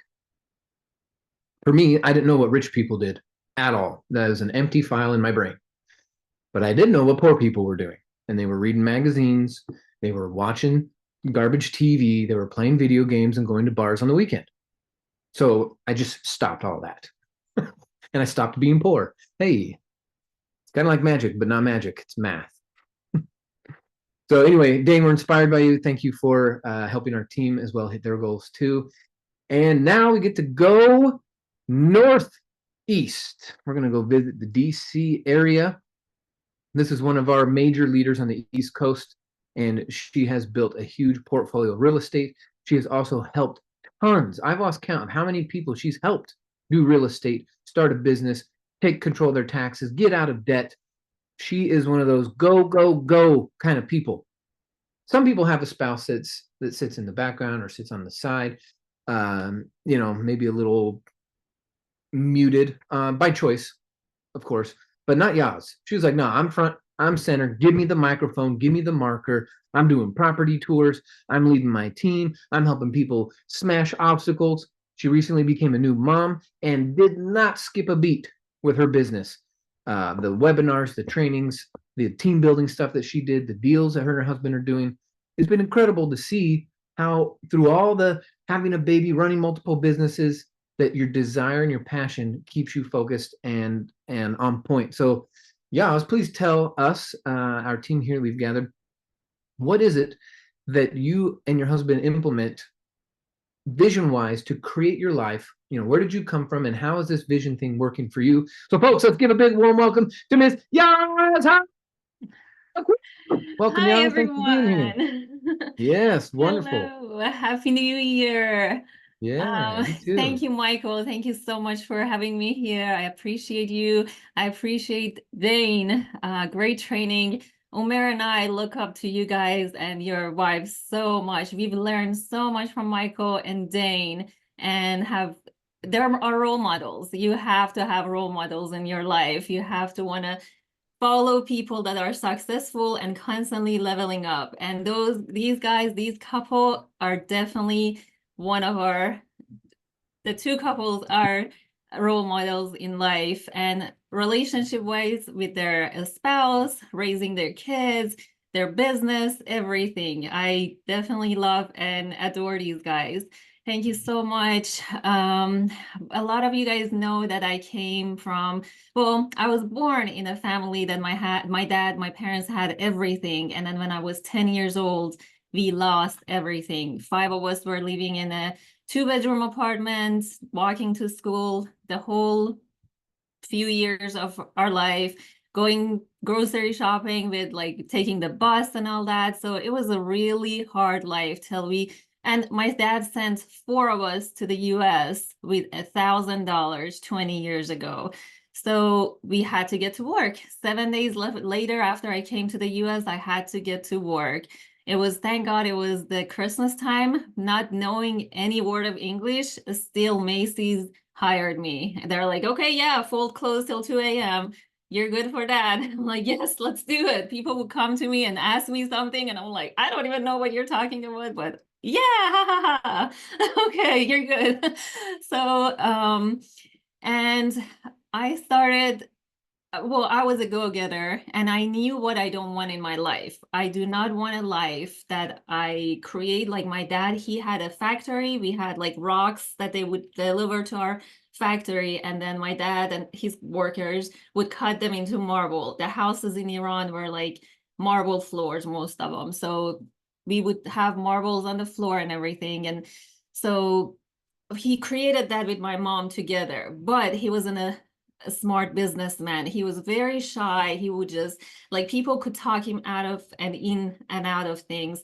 And he really didn't have that big vision. He came from a very poor family. So I knew growing up, I knew what I didn't want. So just like Michael said, I knew what poor was. So, and then of course we were rich, we had maids, we had cooks, everything went till I was 10 years old. So I knew that lifestyle as well. And so I knew what I wanted. And a few years before I met Umer, my husband, I was like, you know what? I see a lot of like parents and moms and spouses working so hard in this country. It's not like Iran that people stay at home and take care of, moms stay at home and take care of their kids. I want to live that lifestyle, but here in the land of opportunity in the US. So I have to do something different. My vision was like, if I ever get married and if I ever have kids, I want to be that stay-home mom. And not knowing how, I just gave it to the universe and I asked God for it, not knowing how that's going to happen. But I started working hard on myself. 2014, Valentine of 2014 was my first introduction to self-development. I went to Landmark Form. And that's where I created my goal and desire of, hey, this is what I want to be. I want to have a happy marriage and I want to stay home. So then I met Umer in 2016. And when I met Umer, I had no clue what he does. And before Umer, I was working 7 days a week, working for a surgeon and working also my own business. So working 7 days a week, morning to night, never had time to do anything and breathe at all. But I was able to save money and buy my first rental. Then I met him and he's talking to me real estate. And I'm like, I have no clue. Are you talking in Japanese, Chinese? What are you talking about? But whatever it is, you're cute. I'll listen to you. So then because I'm a hard worker and I'm a go-getter, I want the life I want and I'm not going to settle for less. I came on board. I started learning what he was teaching me and showing me and everything. And we started creating vision boards together. And we created the life, we put the life we want on those boards. Then, of course, I started learning more self-development and knew more and more of what I want in my life. You guys, some of you guys know I want a trip to London, want a trip to Dubai, Kenya, and those are all the visions that I had and I wanted because childhood I was so poor that the only trip I could take was my dad sending me to the US with $1,000 with my sibling and my mom. And so I was like, you know what? My life has changed so much in the last few years. Now I want to travel the world and why not win trips? And so I would print like picture of Dubai and put Umer's and I's picture, print that and put it on that. And then print a few of them, put them all around our house, in the bathroom, in front of Umer's computer, in front of my computer, and just daily, every single day, look at those and feel the feeling that, hey, I'm in that trip. I'm in Dubai, I'm in London. Of course, I won the trip to Kenya, but I was pregnant, 9 months pregnant, and I couldn't make the trip. So I didn't make it to Kenya, but I still won the trip. If you've learned from Woody Woodward, I'm an executive validator. So I want to win. That makes me really happy and drives me to do what I do. And so then just creating things with Umer, I know that this is the way that having learned the real estate, building our team is the way because from nothing, it helped Umer and I. Both of us don't have any college degree. We didn't go to college. We didn't come from a rich family. So it was all me and Umer building this together. My coach always tells me, hey, Yas, if someone out there has it, you can have it too. It's just you have to ask for it. And don't ask for one thing or two things. Oh, I'm going to ask for my marriage to be good. But money, I'll ask for that later after my marriage is good. No, ask for everything at the same time and ask for big. God has it all and he wants to give you all and he wants you to be happy and living the life that you want, a life that you're designing and is making you happy and you're building your future. So ask for everything at the same time and ask for everything that you want in your life. Of course, it takes a lot of work. It takes a lot of commitment. You have to be consistent. Without consistency, probably a lot of things don't work. You have to give it time. You have to do the work and keep asking. Every single morning when I wake up, I started this, I think 40 days ago. My coach told me about it and I started doing this. Every morning, the first thing I do before I do anything, I just go downstairs. I have a notebook. I write down every single thing I want for it to happen that day. And I try to get into that feeling while I'm writing. that I'm getting those things. And at the end, I thank God, sign my name, date it, and leave my notebook. And then at night, I would go through them. And of course, during the day, I think about it. At night, I go through them and I check mark everything I've done and everything that has happened that day. It's like, hey, if I want to, like, I've been thinking about school for our daughter. She's 16 months old. And I didn't go to school here, and I have no clue how the school system works. And I was like, do you send her to like private school, like college, like George Mason colleges, like school, or do you send her to Montessori? And I was like, I kept writing that for a couple of days, and then finally assigned, hey, I'm gonna have her start in Montessori school. And in Virginia, it takes like, I think there's like a wait time of like a month, no, a year or 2 years for that. So I have to plan now for when she's 3 years old to send her to school. So like little things, like it doesn't have to be big. Start small. And then when you start paying attention to, wow, this thing came through, this thing happened today, God gave me this, then you start building on bigger and bigger stuff. And of course, there's always those breaks. One time I did this training at Nationals, gas and brake, that you push on that gas because you want to get to those goals, you want those goals, but then there's this brake that you constantly push on that brake. I don't know if I can, I'm not good enough to have that house. I'm not good enough to have that, I don't know, sale. I'm not good enough to have a Porsche. I don't know, so whatever car you like. So constantly you're pushing the gas and pushing the brake at the same time. Work on those brakes and let those brakes go and push on that gas.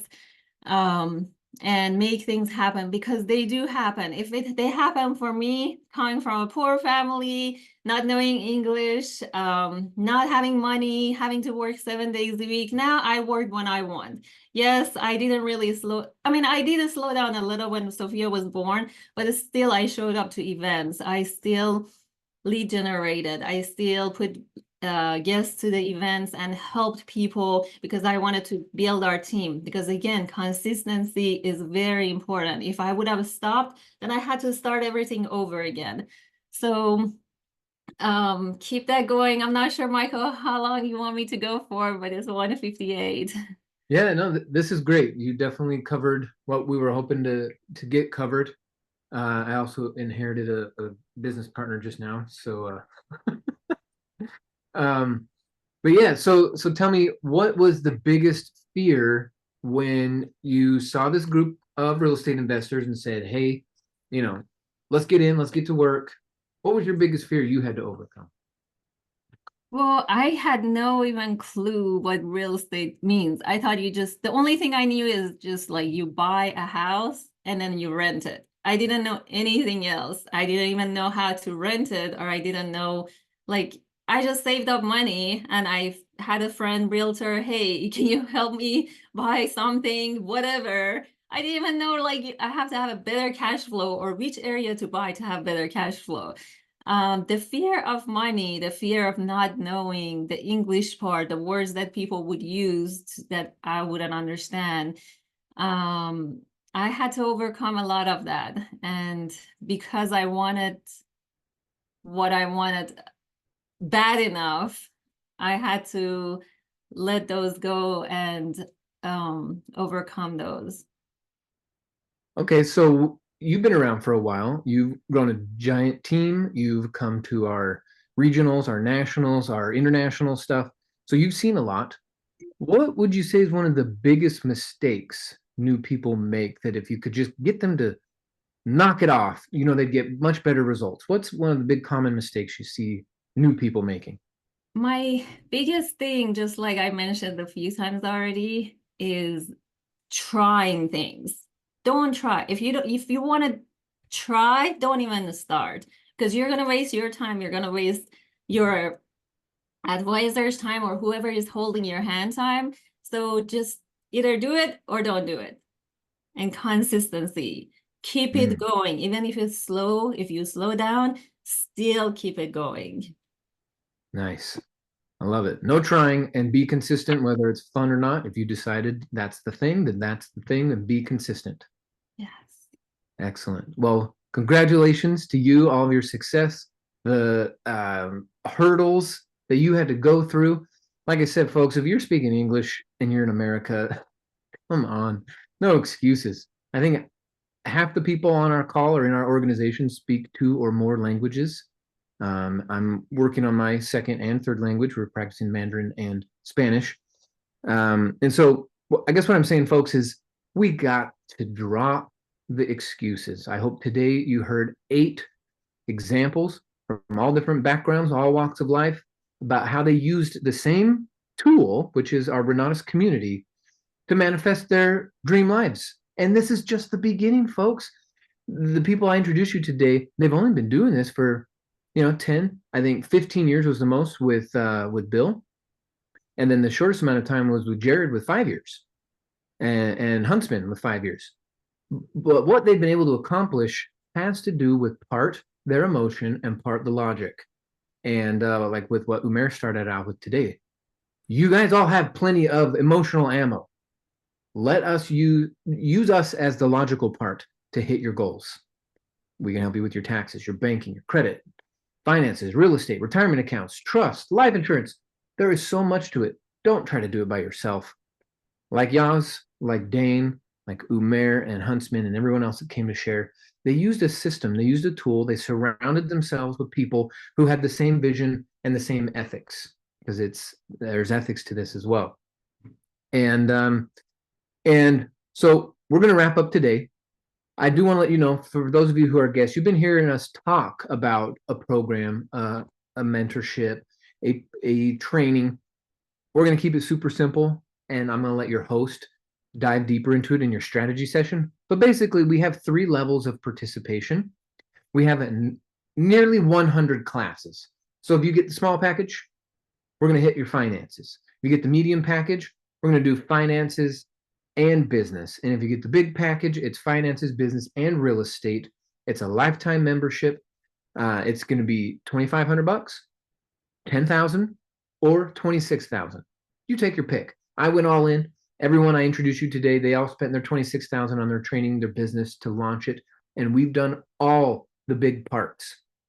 All you got to do is, like you heard these 8 people do, is the action part. So this is being recorded. It's also in our Facebook group. So if you want to go back and watch it again, if you're part of our group, that'll be easy. If you need the recording, reach back out to me and or your host, whoever got you here, will get you the recording. Doug, definitely we can chat in a bit. So like I said, if you need a strategy session, let's make it happen. Thank you, everyone who participated, all my guest speakers, the background people, all you new students and guests. I hope you see that there is a better version of a life that you can have. You don't have to settle for what the K-12 system, corporate models have all told you. You don't need to settle for that life. And, Yav's hit it right on the head when she said most people settle. That is their issue. It's not a lack of opportunity. It's the mentality of settling. It's dangerous. So if you want to be in an environment where excellence is the standard, where effort is rewarded, and we're going to completely annihilate your dreams, then this is the place to be. We have a lot coming down the pipe for 2024. Those of you who are members, you've already heard about the announcements. We've got basically the end of today, and tomorrow is the last day for our biggest promo ever, which is unlimited lifetime coaching. Unlimited one-on-one coaching for a year, and a 3-day immersion real estate jumpstart at our corporate studios. So those of you who go all in, congratulations. I just saw an order go through for Patrick and Rachel. So congrats to you for going all in. We will see you at the Utah event next month. And for those of you who, some of you, it's only a couple more bucks and you're all in. For some of you, it's brand new. You got to jump. But it's worth it. It's absolutely worth it. So thank you all for your participation, your winning energy. I'm going to do something risky here. I'm going to put my phone number in the chat. So if I can help you, if I can be of assistance, if you want to know more about how you can be a part of our community expansion team, or you can be a part of an office and develop these skills, I want to talk to you, and I'll show you how that part works as well. We haven't even talked about that today. We are out of time. So it's been amazing. My heart is full of love today. I'm so glad we were able to put this all together. And please take my number down. I'm rooting for you. I'm in your corner. I'm a resource for you. Please reach out to me and put your orders in. Let's upgrade and let's hit 2024 in a big way. All right, everyone. I love you. And we're going to end with this short 2-minute video, and then we're out. So let's pop this in here. And here we go. And we can make sure this volume is up. Yeah. What's up, Renata's Nation? What's up, Renata's Nation? Y'all better make some noise! Let's get it rocking. So we are super excited to be here with y'all. 6 years and 44 deals. 37 deals, including 11 on the same street. Over 40 deals. We've been part of Renata since 2019, and we're just getting started. I love it. 4 Renata's, 3 deals after Renata's 20. That worked out. Gotten into our 4th deal, so thank you, Bob. 15 deals and just closed 2 days ago on my 15th deal. Thank you, Renata. I've been involved in deals with over 100 properties. We have 11 transactions, 27 doors, and we actually close on another house next week. Done 13 deals, and I love Renata's. We have been with Renata 6.5 years and have done 48 deals. I did over 200 deals, and I continue. I'm never going to stop. Many, many more deals are coming. I know that for sure. Originally from Kenya. Originally from Trinidad. Originally from Russia. Over 100 transactions, including Philippines. I've done 17 transactions, own 6 properties, thanks to Bob. 8 short-term rentals that I'm running, 6 here and 2 in India. We're 2 years, and we have done 23 transactions, and we're from Mexico. This is amazing. It's transformational. I've made thousands and thousands of dollars. I've done over 17 deals. But the best thing is that my life has completely changed. My mindset has changed, and I have incredible people around me. And I'm so thankful to be a part of this community. I absolutely love to see the results that our people are getting. Renata's rocks. Renata's rocks. Renata's rocks. All I gotta say is Renata's rocks. Do more deals. Renata's rocks. Renata's rocks. And Renata's rocks. I believe Renata's rocks. Does Renata's change lives? Yeah. Has it changed your life? Yeah. Oh, there's more to come.